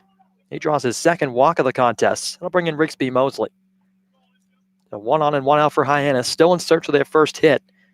And Rigsby will get his second crack at things, but not before a mound visit set to ensue for Sean Mullen. No action in the Falmouth bullpen, so that's probably just to calm down the UCLA righty. Surrendered a walk to Lucas Dunn and got Trevor Harper to fly out to center field fairly deep. That was to start the inning. 6 runs on 6 hits for the Falmouth Ball Club so far. They put up 1 in the first inning, a 4 spot thanks to a grand slam in the second inning. That came courtesy of Blake Dunn. And they tacked on 1 more in the top half of the 4th inning. Now Mosley, left-handed bat from Troy, will step in. And for Rigsby, got to crack a few smiles after getting an appearance on the mound yesterday as part of the doubleheader with the Wareham Gatemen.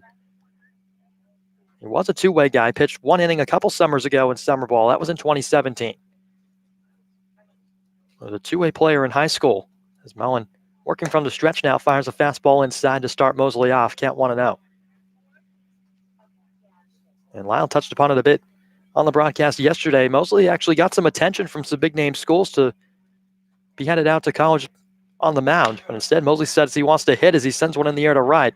On a line toward DeLoach, went back a couple steps and had it lined up all the way. He makes the grab to set Mosley down for out number 2. And now it'll be Brooks Carlson getting a chance with 2 away. But back to Mosley for just a second. Perhaps the decision to hit was the right decision. As Rigsby had an outstanding college season with his Troy Ball Club. Brooks Carlson steps in from the right side, a short lead at first for the runner, Lucas Dunn. Mullen winds and fires, fastball upstairs. For Rigsby, hit .356 in his 2019 college year at Troy. Carlson bat above his right shoulder as Mullen gets a sign. From the stretch and fires, runner takes out for second. Throw down from Smith is going to be a bit short. The tag applied. In time, they got him. Smith with a short hop throw to second, dug out by the covering Kendall, and they slap the tag down on Lucas Dunn to end the inning. Brooks Carlson stranded at the plate, and Sean Mullen faces the minimum. No runs, no hits, no errors, and nobody left aboard. Still 6-0, the Commodores with the lead here on the road at McKeon Park. We'll go to the 5th when we return on the Cape Cod Baseball Network.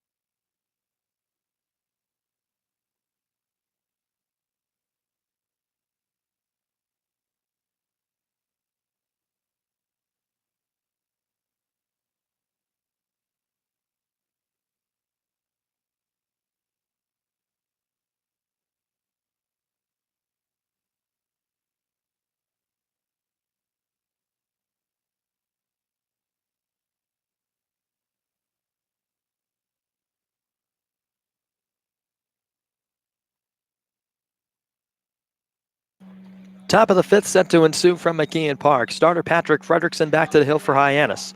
He'll face Jackson Coots, Barron Radcliffe, and Taylor Smith. 5, 6, and 7 bats as a part of the Falmouth order. 6-7 right-hander Fredrickson back to the rubber to start the inning as he winds and fires. First pitch, a breaking ball off the end of the bat of Coots towards second base. Done in a few steps to get it. Short throw to first in time to fair. So on the first pitch of the fifth inning, Fredrickson able to induce some ground ball contact to get the first out. That'll send up Barron Radcliffe.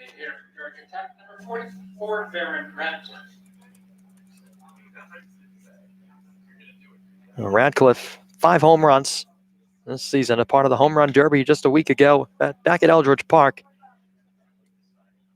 Last weekend as a part of the All-Star festivities. First pitch from Fredrickson, swinging a foul tip back into the glove of Goodman, 0-1. For Barron on his day so far, 0 for 2, a bouncer to short in the first. Most recently was a strikeout victim in the third. The 0-1 from the Minnesota Gopher, a breaking ball. That one drops in right down Broadway. No balls, 2 strikes. Radcliffe finds himself behind. Radcliffe, a rising junior at Georgia Tech, hit just 195 in his 2019 campaign as a sophomore. 0-2. Breaking ball misses down. Goodman smothers it between the legs and fires it back to Fredrickson on the hill. Radcliffe this summer, a .249 hitter. 5 home runs and has picked up 19 ribbies to go with it. The 1-2.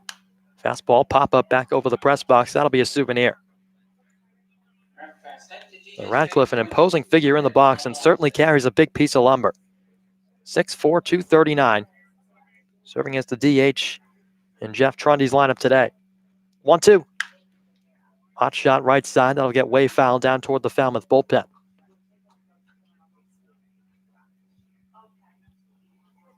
So power versus power matchup right here with 1 out, nobody on in the Falmouth half of the fifth inning from McKeon. Fredrickson 6-7, Radcliffe 6-4. It's the 1-2 pitch on the way. Fastball up high, count evens 2-2.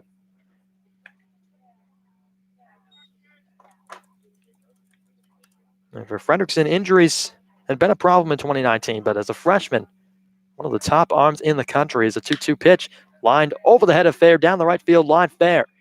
Radcliffe going to hit the bag at first. He's thinking 2. Rigsby Mosley down into the corner to get it. Throw comes back into the second baseman, Lucas Dunn. But standing aboard at second in scoring position, Barron Radcliffe. Making a 1-for-3 day, and he's got Falmouth in business with 1 down.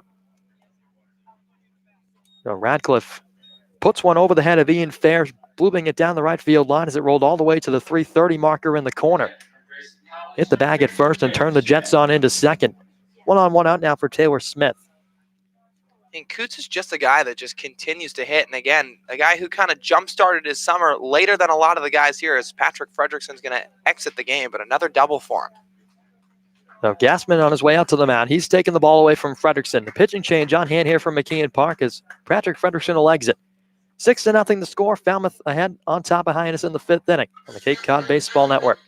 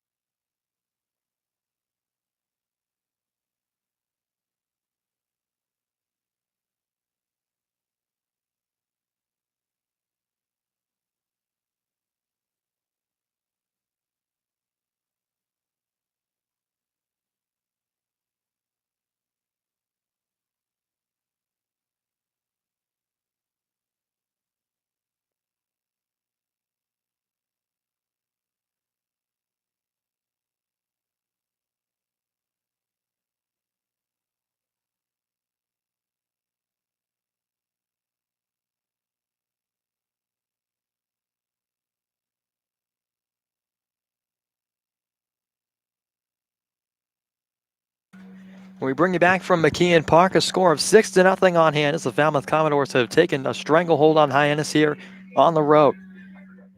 It's a bullpen game from here on out as Chad Gassman takes the ball away from starter Patrick Fredrickson and puts it in the hands of Virginia product Kyle Witten.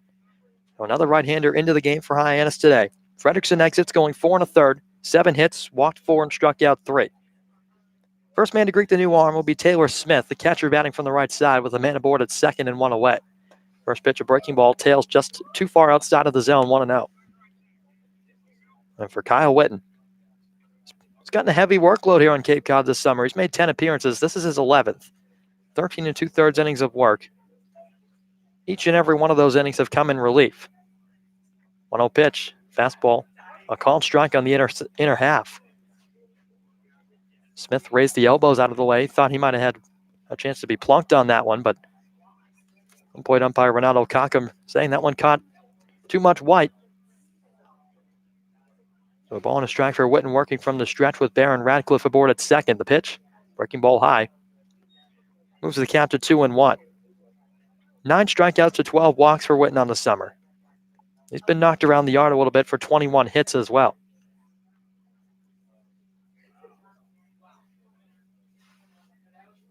Witten hiding the ball behind his back. Stares down at Goodman for a sign as he brings the glove to the belt. The 2-1. Swing and a miss from Smith. Off speed, down and in. 2 balls and 2 strikes. And for Falmouth, 6 runs on 7 hits. And more of the same from this Falmouth offense as what Hyannis saw from Wareham last night. Harbor Hawks had 3 straight games against the playoff-bound Gateman. Offense that had been struggling and just exploded. 2-2. Ground ball softly to shortstop Westberg. He'll come in a few steps, gather and fire to first in time. Radcliffe advances up to third. Well, that puts 2 on the board for Austin Langworthy coming to the dish. So soft grounder off the inside part of the bat from Taylor Smith. Westberg, no problem to get a read off of it. Come in onto the grass and make a strong throw to fair.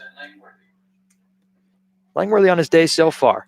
0 for 1 with a walk. Came around to score in the second inning as well. One of the 6 runs tallied on the board for the Commodores to this point. Left-handed hitting left fielder for the Commodores steps in and ropes the first pitch past the sliding glove of Olsen into left. That's going to score Baron Radcliffe. That makes the lead 7-0 Commodores. An RBI single from Austin Langworthy. Chalk up RBI number 3 for him on the summer. And Falmouth just continues to pour it on offensively here from McKeon Park. Another run surrendered.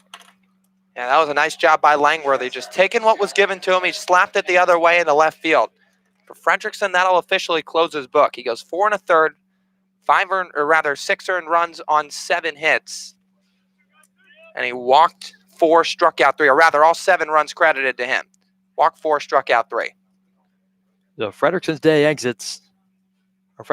concludes. Not the start he was perhaps hoping for here from McKeon today, as Witten, still working from the stretch, drops in a breaking ball in the outside corner, good for a strike. So the new hitter, Kevin Kendall. Batting from the left side as he taps the plate and waves the head of the bat through the zone as he looks toward Witten on the hill. Right-hander from Virginia comes set. Count of 0-1. Peeks over the shoulder to first. Now the pitch. Swing and a miss. Got Kendall to go after a breaking ball down in the zone. So Falmouth looking to continue the hot stretch of bats that they've been had going. Winners of 11 of their last 12 games, finally dropping one after ripping off 11 straight.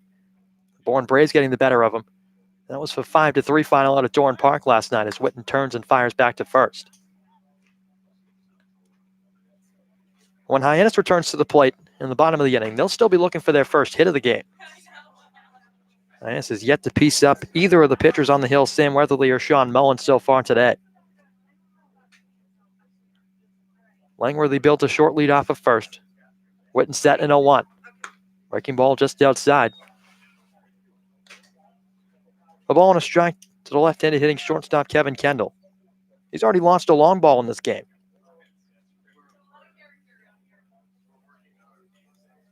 That one a solo blast that came back in the 4th inning. Kendall's already contributed to this 7-0 game, trying to extend things here for Falmouth in the 5th with 2 away. Fastball just misses below the knees, 2-1. And more fans starting to file in here to McKeon. Still a bit of a small crowd on hand as it is a 12 o'clock start on a Monday afternoon. Game 2 still to come from Gov Fuller Field in Falmouth later on this evening at 6 o'clock, scheduled first pitch time. Witten, the 2-1 to the lefty. Kendall sends one in the air to shallow left field. Haver coming on strong. It's going to fall in front of him for a base hit. The Sun Devil scoops it up and tosses it back to Westberg on the infield. That'll advance Langworthy into scoring position at second. And another hit put on the board for the Commodores. This time, Kevin Kendall gets his second of the game. That'll bring in the top of the lineup in Hayden Cantrell. And Kyle Witten getting bounced around a bit since coming into the ballgame. He induced a ground ball from Taylor Smith.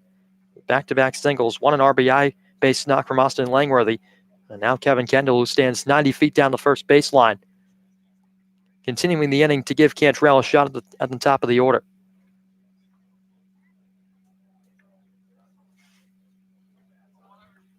Witten first pitch to Cantrell. Fastball just below the knees. Count 1-0. So for Falmouth, came into today 24-13-1. A win here in Game 1 would put him at 25 on the season. And a sweep of this doubleheader today would lock up the number 1 seed for them in the Western Division. 1-0. Cantrell swings. Bounding ball through into right field, a base hit. Rounding third, getting the wave home, Austin Langworthy. The throw is going to come back into second base. That'll stretch the Falmouth lead 8-0 here at McKeon. RBI single from Hayden Cantrell. Chalk up number 14 for him of the summer as he drives in teammate Austin Langworthy. And the train keeps on rolling for these Commodores. Well, for Kyle Whitney, comes into the ballgame looking to kind of just do some mop-up duty, but the Falmouth offense is not going away by any standards. They put up a few hits already in the inning. You can already tally it up to 4. Now you got the meaty part of the lineup coming up, too. Now this will be Blake Dunn. First pitch to him. Ropes third base on a hop to Olsen. He'll just tag the runner in between the base paths. That's Kevin Kendall. That'll end the inning. So Kyle Witten able to induce the ground ball he needed to get out of the jam. But not before Falmouth puts up a couple more on the board to stretch the lead out to 8-0. Here at McKeon Park, Hyannis back to the plate after this on the Cape Cod Baseball Network.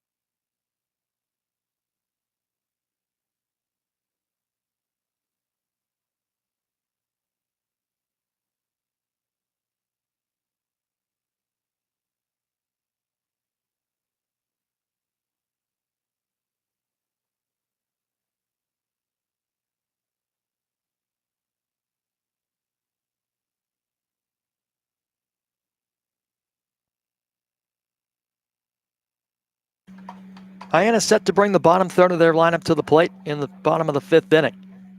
Falmouth on top 8-0 from McKeon Park. They put up 8 runs on 10 hits. Their offense just continues to roll. As Patrick Fredrickson, the starter for Hyannis, lasted 4 1/3. Kyle Witten came on for relief, and Falmouth just continued to tack on. It'll be Brooks Carlson against Sean Mullen to start off things in the bottom of the inning as Carlson swings and lifts one to deep right center field, sending back to Loach to the wall. That one's out of here. Brooks Carlson, how about that for a slump buster? Punches one over the wall in right center to get Hyannis on the board. The first hit of the ball game, a round tripper. Brooks is second of the summer, RBI number 6, and it makes it 8-1 here at McKeon.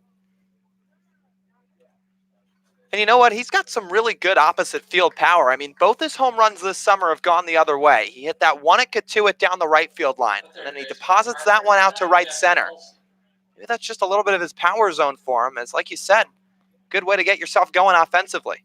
Jackson Olson, the new hitter at the plate, cuts and misses through an off speed for strike one. But that's the first hit of the ballgame for Hyannis, and it gets him on the board in a big way.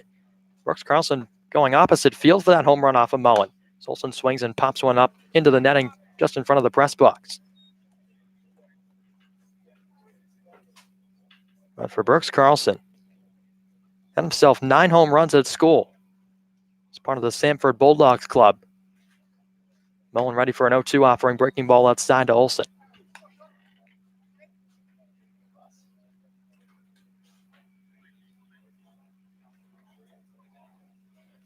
Mullen working back atop the rubber. Quick pace as he fires on a breaking ball. Evens the count up, 2 balls, 2 strikes to Olson. But for Carlson in his season at Sanford as well, racked up 46 RBIs. Was able to work himself 78 base knocks as well as the 2 comes in. Olson puts one on the ground, a high hop on the lip of the infield grass as it skips over the head of Tim Talla, a defensive replacement into right field. So Jackson Olson helped out by the blank surface a little bit here at McKeon, gets himself a base hit. That was a wild and wacky hop as Tim Talla had it lined up pretty good, moving a few steps to his left. Just skipped over his head and into the short grass in right field as DeLoach scooped it up and fired it back in. But Olson's aboard for the first time today. Make it a 1-for-2 afternoon. That'll bring in Bryce Teodosio. Bryce 0-for-1 on the day. Faced his college teammate Weatherly the first time around. He sees the first pitch from Mullen and sends a flare into right field, falling fast and in for a hit. That'll advance Olson to second base. He'll stop there after a quick turn. And that puts Teodosio on for the first time, and 3 straight hits to start the inning here for Hyannis in the 5th. Starting to break through a little bit against Sean Mullen, the reliever. Back to the top of the order for Jordan Westberg now. Oh, Brooks Carlson set the tone with that home run, then a couple of singles. One hit hardly from Jackson Olson, one just kind of blooped down the right field line from Bryce Teodosio. And now Hyannis brings the top of the order to the plate, looking to build on a rally here. That'll bring up the Mississippi State shortstop, Jordan Westberg. Mullen took a deep breath behind the mound after giving up 3 straight base knocks to start the inning. First pitch. Westberg towers this one to deep left. You can forget about that one. A 3-run shot for Jordan Westberg, the 4th of the summer, and my goodness, what a blast. 8-4 here from McKeon Park, and Hyannis has struck back in a big way. RBIs 12, 13, and 14 for Westberg, a no-doubter to deep left center. My, oh my. He really got that one. And again, this Hyannis offense is sure putting together a rally here in the 4th. Still a long way to go as they trail by 4, but man, Jordan Westberg. He had those 3 home runs in his first 2 days here on Cape Cod. And then he just deposits that one, absolutely tattooing it out to left center. Well, they say hitting is contagious, and that has certainly been the case in this inning. First 4 men have reached, and that'll be Ian Fair with the bases empty, still nobody out. And the first 4 hits for Hyannis have all come in this inning. 2 of them long balls as Fair cuts and misses through a fastball on the outside part of the plate to even the count. Brooks Carlson, as Lyle touched upon, really setting the tone, and back-to-back singles from Olson and Teodosio set the stage for Jordan Westberg to blast one out of here. Off speed dropped into Fair, strike 2. Sean Mullen struggling a bit out of the pen for Falmouth in relief of Sam Weatherly, who was absolutely marvelous here today at McKeon. 1-2. Fastball down. And for Mullen, his season high in runs allowed was 4. That came back on July the 8th against the Bourne Braves at Doran Park. Falmouth took one on the chin in that game. They lost that one 14-0. 2-2. Fair sends one to deep left. That's way back there. That one's out of here. The second day in a row, Hyannis goes back-to-back. Ian Fair towers one out. First home run of the summer for Ian. He gets a trot around the bases and a high five from head coach Chad Gassman as he heads home. That makes it 8-5 at McKeon. Jordan Westberg, Ian Fair, and of course Brooks Carlson that started the inning with this home run trend continuing in the 5th. Well, Ian Fair's a guy that has power. I mean, he hit 8 home runs during his school season. and he started to pick up some extra base hits here on Cape Cod, so you figured maybe one was coming, and it did right there. Now the hitter, Goodman, sends one to center. This one's way back. And sending back Dunn to the wall, but it will not get out. As Goodman sent that one on a line to center. That one was way back, and a chance for 3 in a row, but not to be. As Dunn had retreated back toward the warning track, had to backpedal a few steps, but made the grab. As the excitement draws down a little bit here from McKeon, but Goodman cracking a smile as he walks back to the dugout. He knew he just missed that one. Well, could you imagine if they had hit 3 straight? I was just about to say they had the right guy up to go 3 in a row, but just not quite. Well, here's a guy that hit one out yesterday in a pinch hit appearance, Trevor Hauber, as he taps one foul to the left, 0-1. But the second day in a row that Hyannis has gone back-to-back. Yesterday was 2 pinch hitters coming off the bench. Today, 2 starters in the lineup. Hauber looks at an 0-1, breaking ball outside, count evens. But how about that? You don't see back-to-back home runs all that often in baseball, although it does happen every now and again. But Hyannis doing it 2 days in a row in a span of less than 12 hours. It's 1-1, breaking ball outside.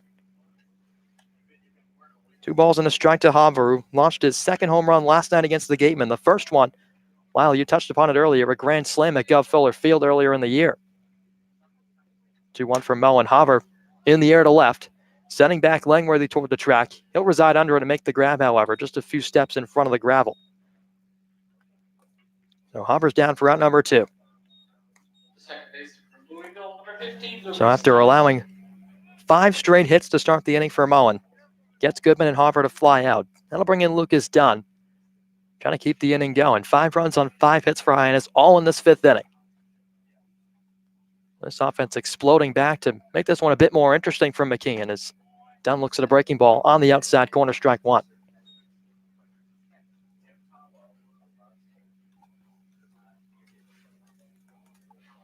Dunn taking his cuts from the right side, swings through an 0-1 fastball and punches it off the glove of the catcher, Smith, into foul ground behind home plate. No balls and 2 strikes to Dunn, who's drawn a pair of free passes in the game. Coming up for the 3rd time around here in the 5th as he gets ready for an 0-2 and pops one up right side. Drifting back on the outfield grass, Jackson Coots. Tim Tawa over into foul ground off his glove. And it'll fall just foul as Tawa had crossed the chalk down there and right. So falling harmlessly as Dunn will retreat back to the box. Tawa had to go a long way as he was shaded a bit toward the second base bag. Covered a country mile to get over into foul ground, but just couldn't squeeze it. That would have ended the inning, but that provides Lucas Dunn with some new life. Rigsby Mosley hoping for a chance waiting on deck.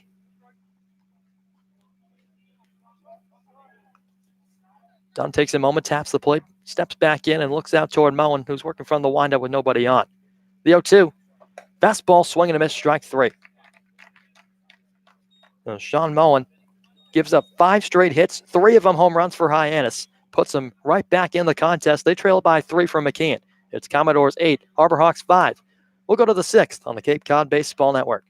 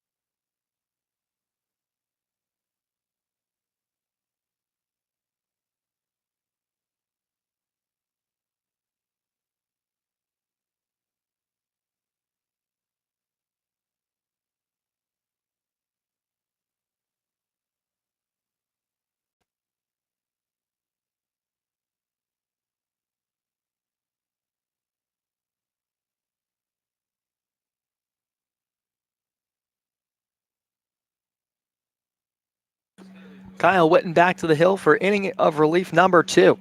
Chad Gassman putting the ball in the hands of the Virginia right-hander. He'll face 3, 4, and 5 in the order of the Falmouth Commodores: Zach DeLoach, Trey Cruz, and Jackson Coots.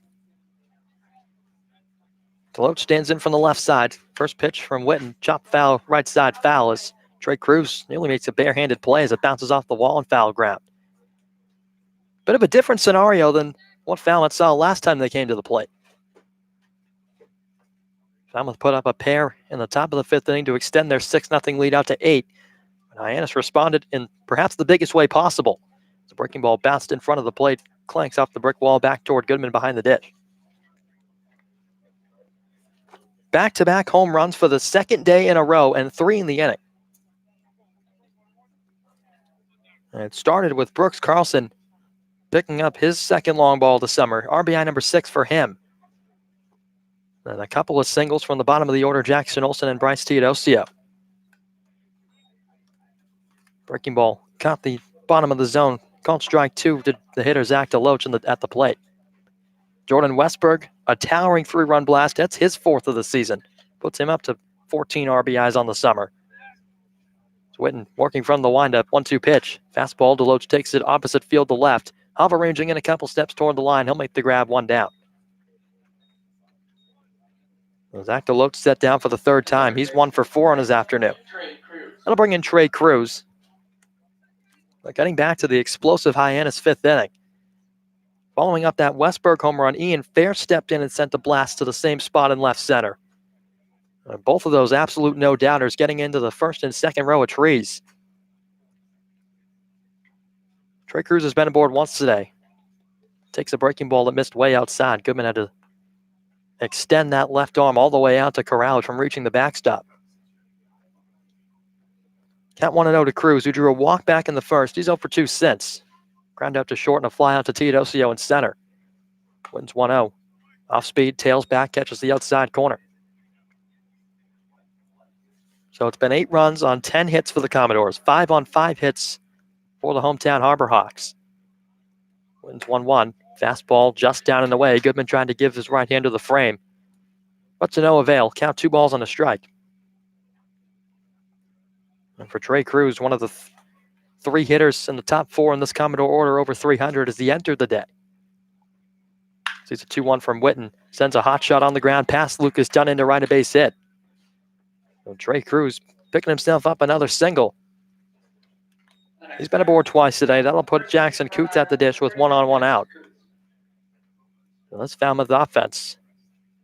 Just not going quietly. They've had 1-1-2-3 frame. That was back in the 3rd. Starter Patrick Fredrickson was able to work that one. He got knocked around in the 2nd. It was a good response, but Falmouth returned the favor in the 4th inning. They plated 1 in that frame and followed it up with 2 in the 5th to knock Fredrickson out of the game. Hence Kyle Witten on the hill now as he fires the first pitch to Jackson Coots, who sends it into the netting straight back foul, 0-1. Coots saw just 1 pitch from Kyle Witten the first time around in his last at-bat. Sent a ground ball to second base. Lucas Dunn was able to make a nice soft throw to first to get him for the 2nd time. Short lead at first for the runner Cruz as Witten set, fires home. Fastball punch back again.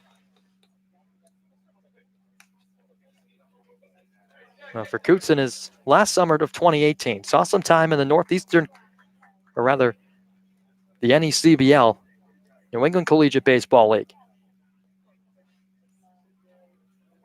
Played with a couple of squads in 2018, the North Adams Steeplecats as well as the Ocean State Waves. Witten comes home in 0-2, breaking ball outside. Easy one for Coots to lay off. Had a bit of a waste pitch.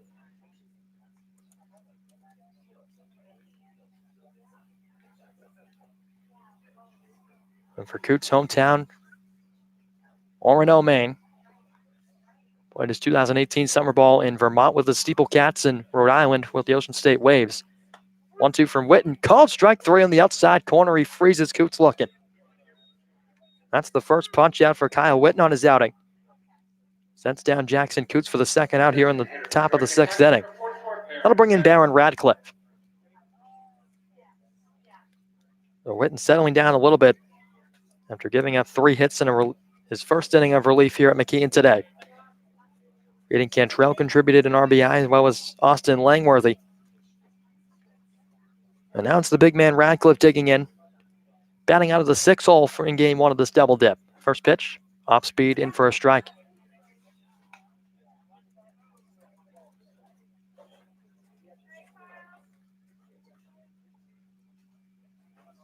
So Radcliffe has had himself one heck of a powerful summer. Found himself in the home run derby, of course, back at Eldridge Park, and had himself a powerful college season as well. Of course, playing his college ball at Georgia Tech. Was teammates with former Harbor Hawk, who has now gone home for the summer, Jonathan Hughes, who made a handful of starts here on Cape Cod this summer. But for Radcliffe with the bat, had a 3-run and 3 RBI performance against Radford on May the 5th. So that toward the end of the collegiate season and has carried that over into this summer with Falmouth. As he looks at a fastball down and in by the kneecaps, 1 ball, 1 strike. Taylor Smith, leg guards on, awaits on deck with 2 away. Witten looks to first as Trey Cruz gathers the lead, held on by Fair. The 1-1. Fastball down, but a called strike.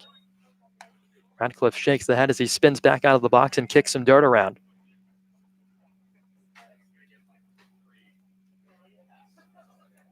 Bit of a jet stream here from McKeon, blowing out to right center. Although that certainly didn't affect the Hyannis home runs that went opposite way to left. Witten set a 1-2 pitch, breaking ball in the dirt. Radcliffe staying alive, count evens at 2-2.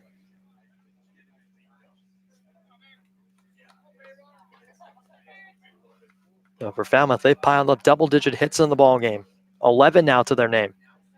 And Hyannis hanging around with just 5 hits, but all of them have been courtesy of a long ball, and that's how they've hung around here at McKeon in game 1. Falmouth has taken the last 2 contests of the season series. Game 3 here at McKeon Park, an 8-1 win for these Commodores. A 2-0 defeat. 2-2 misses outside to fill the count. Witten tried to pick the outside corner and fan Radcliffe looking to end the inning. Couldn't get the call. But the last game that these 2 squads played against each other, a pitcher's duel all the way. Teams separated by just 3 hits in that ball game. Witten out of the stretch from the first base side of the rubber. Payoff to Radcliffe. Runner takes off. Downstairs, ball 4. So Witten surrenders a free pass, the first of his outing. That puts 2 on with 2 out now for Taylor Smith. Smith was the first man that greeted Witten, so seeing him for the second time around. Rubs some dirt on the right hand as he steps into the batter's box from the right side of the plate.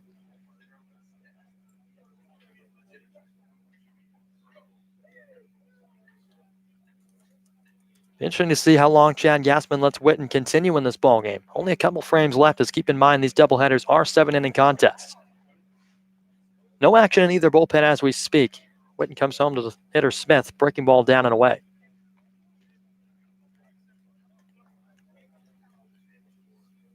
Witten, a guy that's gotten roughed off a bit on Cape Cod this summer so far. Had a good outing his last time around. That was against the Brewster Whitecaps. Went 1 inning, only gave up a run on 1 hit. Walked 1, struck out 1. He's got a count of 1-0 to Smith. Fires home. That one runs in and gets him on the shoulder. Smith spikes the bat, throwing it back toward the Falmouth dugout. That'll load the bases with 2 down and turn things over to Austin Langworthy, who's been a pest offensively so far and has been responsible for contributing 3 of the 8 runs on the board so far, as he's scored 2 rather, and driven in 1. Pitching coach Ray Korn on his way out to the hill. He'll have a quick chat with the right-hander from Virginia. So when action resumes, the hitter, of course, Austin Langworthy. Trey Cruz will be at third, Baron Radcliffe at second, and Taylor Smith off the hit batsman 90 feet down the first baseline at first. And Gassman strolling around in the dugout as he waits for Ray Korn to break up the meeting. Home plate umpire Ronaldo Cockrum on his way out, perhaps to speed up the process a little bit. So Cockrum has made his way out to the mound. standing behind Kyle Witten atop the rubber, waiting for Korn to break up this meeting. Falmouth has had the bases loaded a couple of times this afternoon, and these Commodores ever so relentless offensively, and back-to-back clubs. The Wareham Gatemen, of course, the best offense on the Cape this summer, but Falmouth not trailing them by much. They have exploded for a run in every frame but the third. That was the exception. That 1-2-3 inning worked by Patrick Fredrickson. So Langworthy will step in from the left side. Witten has put himself in a couple situations to work out of the inning, just hasn't been able to do it just yet. But forced it every bag with 2 away. The pitch, breaking ball, drops in for a strike. Now, Witten's worst outing of the season came in just his second appearance on June the 15th. A 12-5 loss right here at McKean against the Wareham Gatemen. Witten worked just 2/3 in that game. He gave up 5 runs on 5 hits. Walked 1, but did strike you out. Or rather, struck you out 1 and faced 8 batters in that ball game as Langworthy swings and chops 1 foul right side.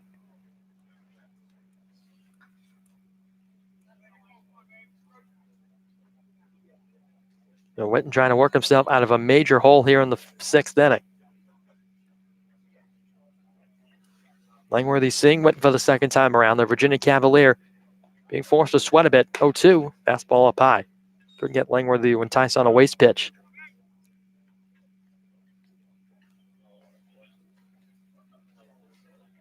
Hyannis in much need of an out to get the bats back to the plate in the bottom of the inning as they trail by 3. A score of 8-5 here at McKeon Park. Langworthy just a 172 hitter in the box. Count of 1-2 against Witten as he comes set. The pitch, fastball just down. Evens the count of 2 balls and 2 strikes. The deuce is wild once again here in the 6th inning. Commodores have filled the bags once again. The last time this happened, Blake Dunn crushed one out of here. That one clanked off the scoreboard in right field. Witten at the belt, kicks and fires a 2-2, breaking ball high and away.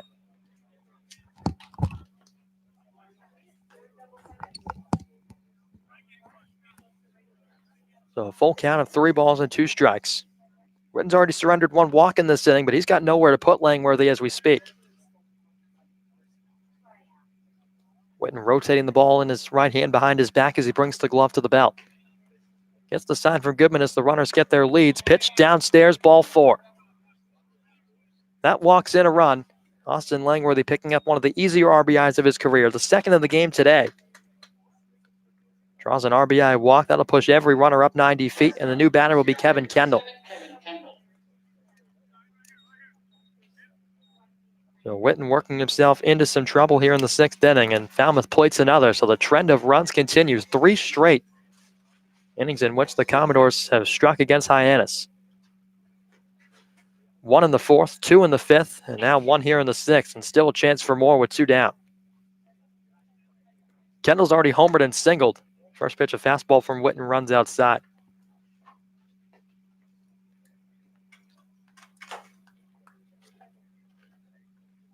Now, Witten in the school season only surrendered 15 walks and 31 2/3 innings of work.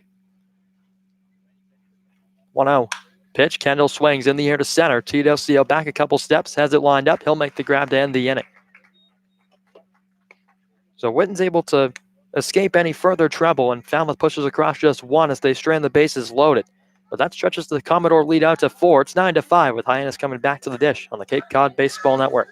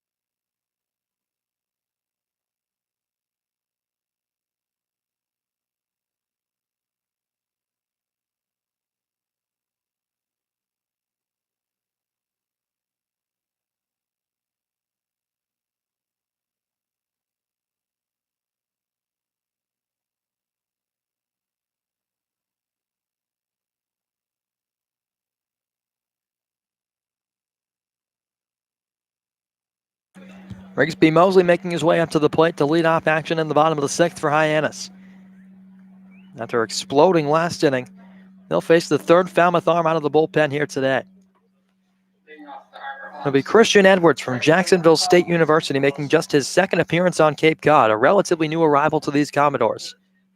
He'll face the left-handed hitting Mosley to start off his outing. First pitch, fastball swing and a miss from Rigsby. Down 0-1. So an 0-0 record for Edwards, a 0.00 ERA, and just one appearance. He worked 2 innings in that game. That was against the Orleans Firebirds on July the 26th.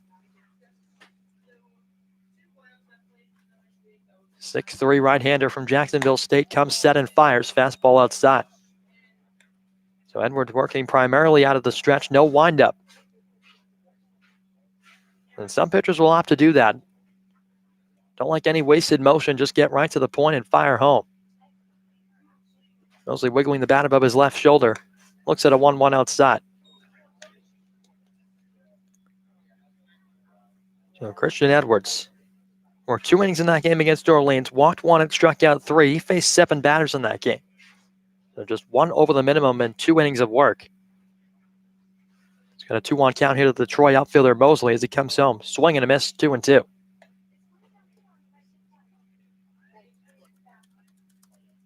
So Hyannis, of course, putting up 3 long balls in the last inning, and the man who started it off waits on deck, Brooks Carlson. Mosley hitting in front of him here with a 2-2 count. Edwards set, kicks and fires. Fastball, cut and a miss, strike 3. Mosley goes down. Second time he's punched out. First one of the game for Christian Edwards out of the pen. And that'll swing things to Brooks Carlson from the right side. Brooks launched an opposite field home run and back in the 5th inning, just 1 inning ago, picking up his 6th RBI. And that's the kind of bat that this kid has from Sanford. He can certainly do the damage, just has to put it together in game. Breaking ball dropped in from Edwards at the bottom of the zone, strike 1.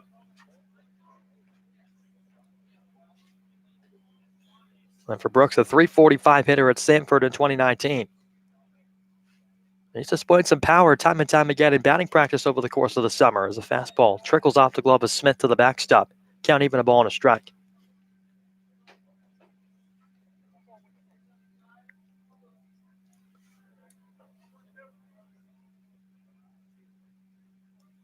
The count of 1-1. Carlson back into his stance from the right side as Edwards gets a sign and comes set. Nobody on, 1 out. The pitch. Fastball on the outside corner, strike 2.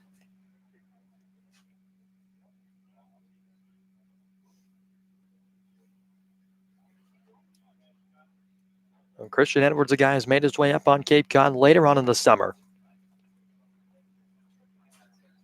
Worked 1 beautiful appearance for these Commodores, trying to do the same thing here at McKeon. Misses low with a breaking ball to Brooks Carlson. The count levels at 2 balls, 2 strikes.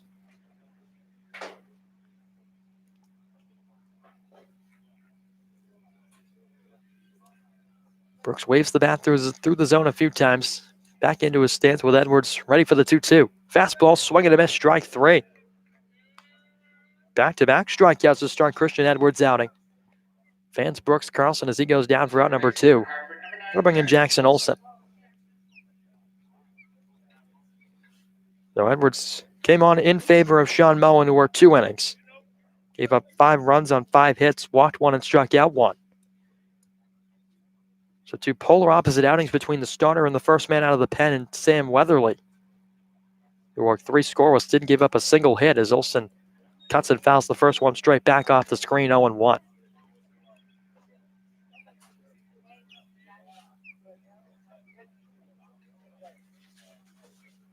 Well, there's just 2 members of the Hyannis lineup today that has yet to reach base. It's Hunter Goodman and Rigsby Mosley. Olsen looks at an off-speed delivery outside. Count levels 1-1. But Hunter Goodman nearly made it 3 straight home runs just an inning ago. Sent a deep fly ball to the deepest part of the park out in center field by the 394 sign. It raced Blake Dunn back to the track, but he was able to squeeze it for the out. Olsen takes a 1-1 heater downstairs. 2 balls and a strike. But for Jackson, it's been a single today. Came around to score. That was on the 3-run shot by Jordan Westberg. 2-1 offering. Olsen Pops one up off the screen again, just in front of the press box foul. Deuce is wild here in the Hyannis sixth inning. 2 balls, 2 strikes, 2 away, nobody on. Hawks have yet to put up a hit as Christian Edwards has come in and racked up back-to-back Ks to Rigsby Mosley and Brooks Carlson to start the inning. Olsen on 2-2, swing and a miss. Christian Edwards works a 1-2-3 inning, striking out the side. Hyannis goes down in order. They're kept off the boards again. Commodores 9, Harbor Hawks 5. Let's go to the 7th on the Cape Cod Baseball Network.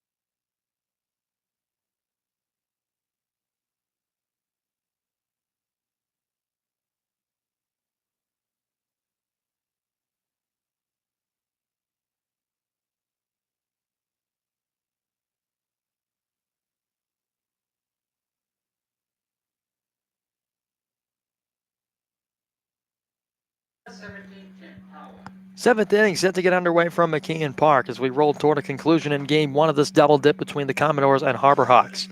Kyle Witten back to the hill. Third inning of relief out of the pen today for Hyannis. Falmouth sends the top of the order Tim Tawa up to the dish. Blake Dunn and Zach Deloach to follow. Breaking ball misses inside to start the inning 1-0. So Tim Tawa came in as a defensive replacement for Hayden Cantrell, who will likely see some time in game 2. Hence the reason for the ball exit early out of the ball game as a breaking ball misses down. 2 balls, no strikes. So Tawa getting his first plate appearance here.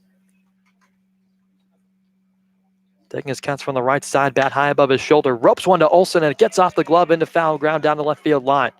Tawa hits the bag at first. He's thinking 2 as Westberg slides into foul ground to scoop it up. And Tim Tawa reaching aboard at second base safely. A hot shot down the third baseline to Jackson Olsen, unable to make the backhanded stop. And a man in scoring position right away for these Falmouth Commodores, who just continue to rack up the hits, make it 12 on the day. So Tim Tawa wasting absolutely no time in his first plate appearance today. That'll bring up Blake Dunn with an immediate RBI opportunity. But Blake has been living large today. He's 2 for 2 and reached on a fielder's choice. That was also back in the 4th inning. Pitch from Dunn, fastball down Main Street for a strike to start him off 0-1.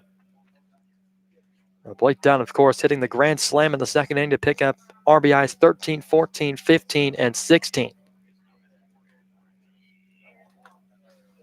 Chance to make it a 5 RBI performance in game 1 with a runner 180 feet away. Fastball from Witten again. Picks up the paint on the outside part of the plate, 0-2.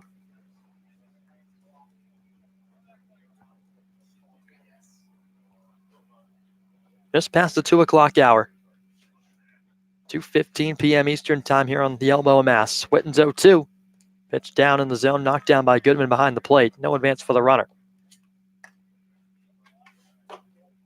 So a ball and 2 strikes. Falmouth trying to hang on for their 3rd straight win in the season series. They took game 3 8-1. Game 4 2-0. Currently leading in game 5 by a score of 9-5. All of Hyannis' runs coming in one bunch in the 5th inning. Witten gives a look out to second, not being held on. Pitched home, check swing, pop-up foul over the Commodore dugout, out of play. Remember, parents, thanks to DJ's Famous Wings, you can keep that foul ball today. So Hyannis wrapped up the season series with the Wareham Gatemen yesterday. Saw them for the last time in a double dip here at McKeon. Game 2 will be on the way at 6 p.m. from Gov Fuller Field a bit later on this afternoon. Witten a long pause atop the hill. Double takes to second, now comes home. Swing and a miss, strike 3. Rings up Blake Dunn. That's the first time he's been retired on strikes today. Second strikeout for Kyle Witten of his outing. That'll bring in another big bat in Zach DeLoach.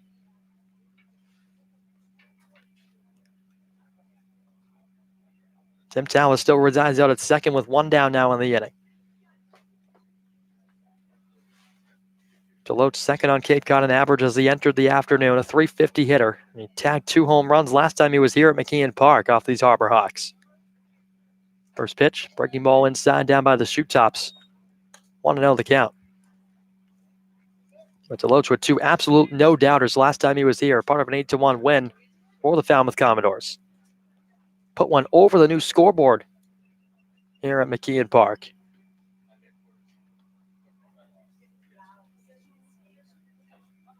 Witten working a bit slowly with the runner at second. Fires home on 1-0. Bounding ball down the first baseline. Nice play by the Commodore first base coach down there. Count evens at a ball and a strike. And you remember when DeLoach looked at those home runs? I mean, both of them, especially that second one. I mean, he must have stood there for a few seconds, giving it a nice admiration. He stared and watched it, and when you hit one like that, it's kind of hard not to. DeLoach showing some admiration for his fine work. He's hit 5 long balls on the summer and picked up 21 RBIs to go with it. Opportunity for 22 out at second base now as the fastball high. Half-hearted swing appeal to third. No swing, says third base umpire Billy Julie. Yeah, and the guy who's sitting behind the plate right now does it a little bit himself, too. That's Hunter Goodman. Yeah, he almost had one earlier today. He sent one deep out to center field. Of course, that's the deepest part of the ballpark here at McKeon. 394 out there. Would have been 3 straight home runs back in the 5th inning for Hyannis before Blake Dunn put an end to that hope. 2-1. Fastball again outside from Witten.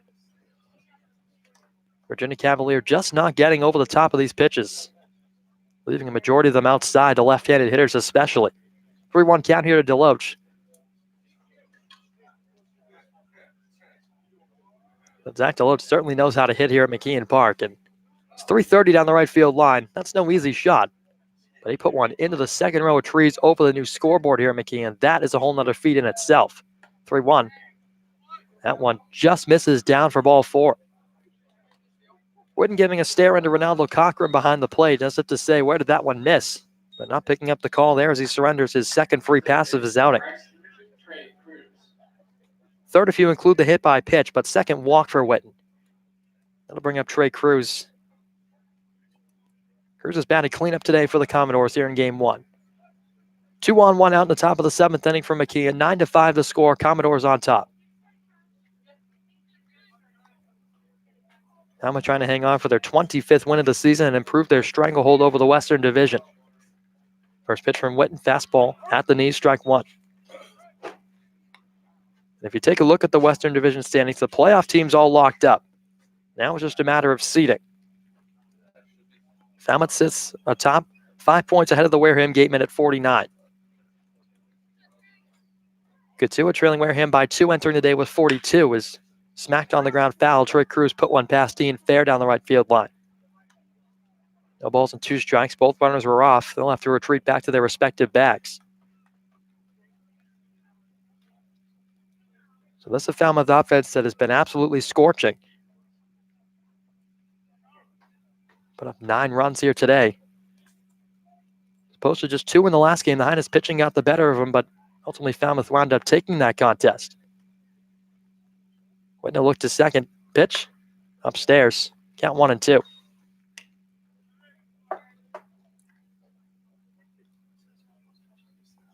So after this one, 2 teams will hop on a bus and make the trek out to Gov Fuller Field. First pitch scheduled for just 3 hours and 40 minutes away, and this game not even wrapped up. When they look to second, 1-2 pitch. Breaking ball just off the end of the bat to the backstop, foul.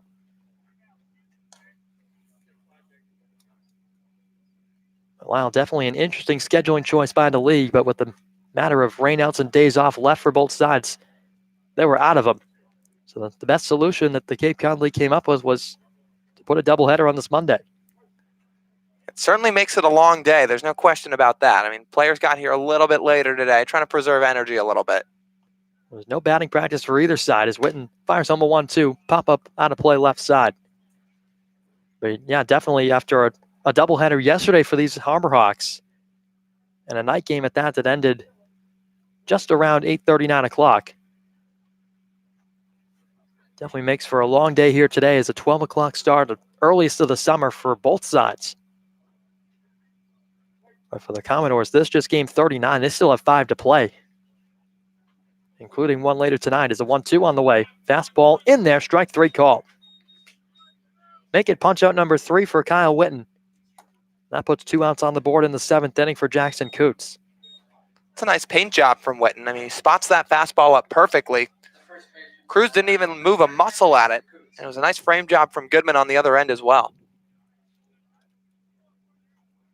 So the big man from URI, Jackson Coots, will step in, making his 5th appearance here at the plate today. A 1-for-4 day to this point. He's got 2 aboard and 2 down in the top of the 7th as he sees the first pitch from Witten and pops it up in the air to right. Mosley drifting back a few steps toward the track, shading the sun a bit, and will make the grab to end the inning.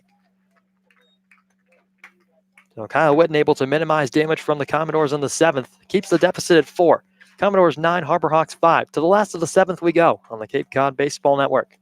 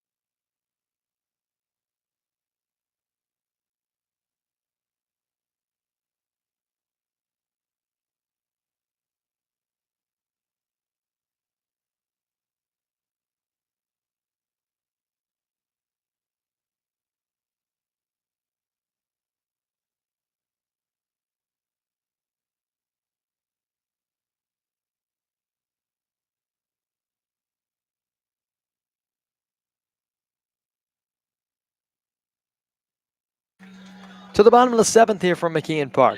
Hyannis will send up 9, 1, and 2 in the order. Bryce Teodosio, Jordan Westberg, and Ian Fair against Jacksonville State right-hander Christian Edwards, who worked a 1-2-3 inning in the 6th, striking out the side. He looked very, very impressive. Just his 2nd appearance on Cape Cod. But the Clemson Tiger, Bryce Teodosio, stepping in to lead off the frame. First pitch, breaking ball, chopper on the ground toward 3rd. Picked up on a hop by Cruz. Strong throw across the diamond in time as Teodosio loses the helmet crossing the bag. He's out number 1. So as Teodosio goes down for out number 1, that'll bring in Jordan Westberg. And keep in mind, this is the last half inning of this ball game, regardless if Hyannis either loses or comes back to tie this one. Obviously, they can walk it off with a 5 spot. I already did that once in the ball game. That was back in the 5th inning.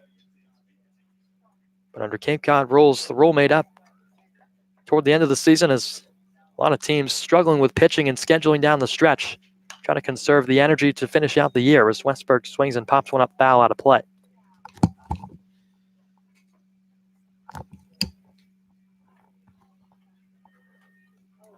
So Westberg, a count of 0-1.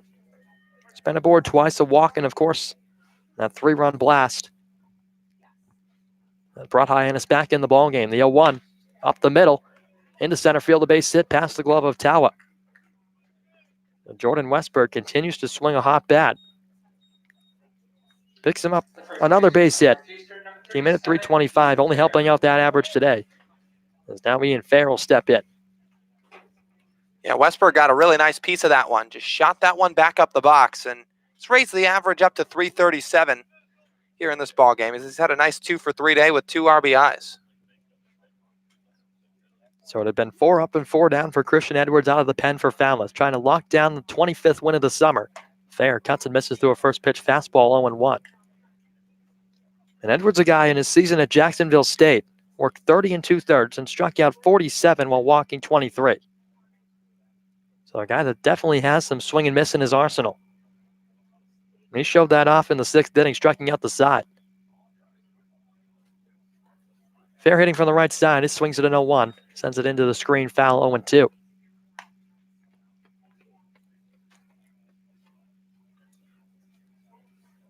Hyannis trying to avoid dropping to a record of 732-2. One more game against the Commodores tonight, and then 2 more against the YD Red Sox, and that'll end the summer. Edwards a long pause atop the rubber. Now the 0-2 pitch. Fastball down and in.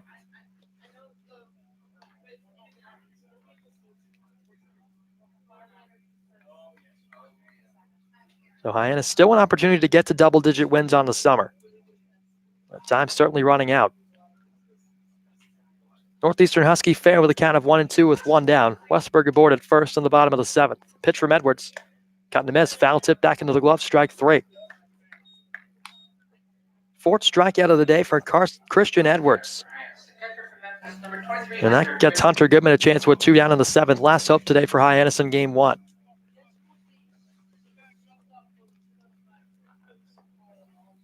Now Goodman's 0 for 3. Ground out to short in the 1st. Flew out to right in the 3rd. And a towering shot to center back in the 5th. Trying to see what he can do to extend things for Hyannis here today in game 1. Cutting a miss through an off-speed delivery. Edwards works himself ahead of the Memphis Tiger. Retired 5 of the 6 hitters he's faced, Christian Edwards has on the hill. The lone one he hasn't stands behind him at the bag at first, being held on by Coots. 0-1. Swing and a miss from Goodman. Another big fastball from Edwards. And Hyannis is down to their final strike.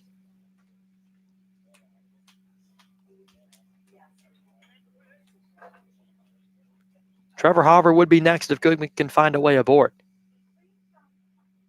And we're trying to lock up a victory and make sure that Hauber stays right where he is. Set now the 0-2 pitch. Swing and a miss. Strike 3. That's the ball game. 5 strikeouts for Christian Edwards to end the ball game. Retires 6 of the 7 he faced. And Falmouth holds on to win this one by a score of 9-5 here at McKeon.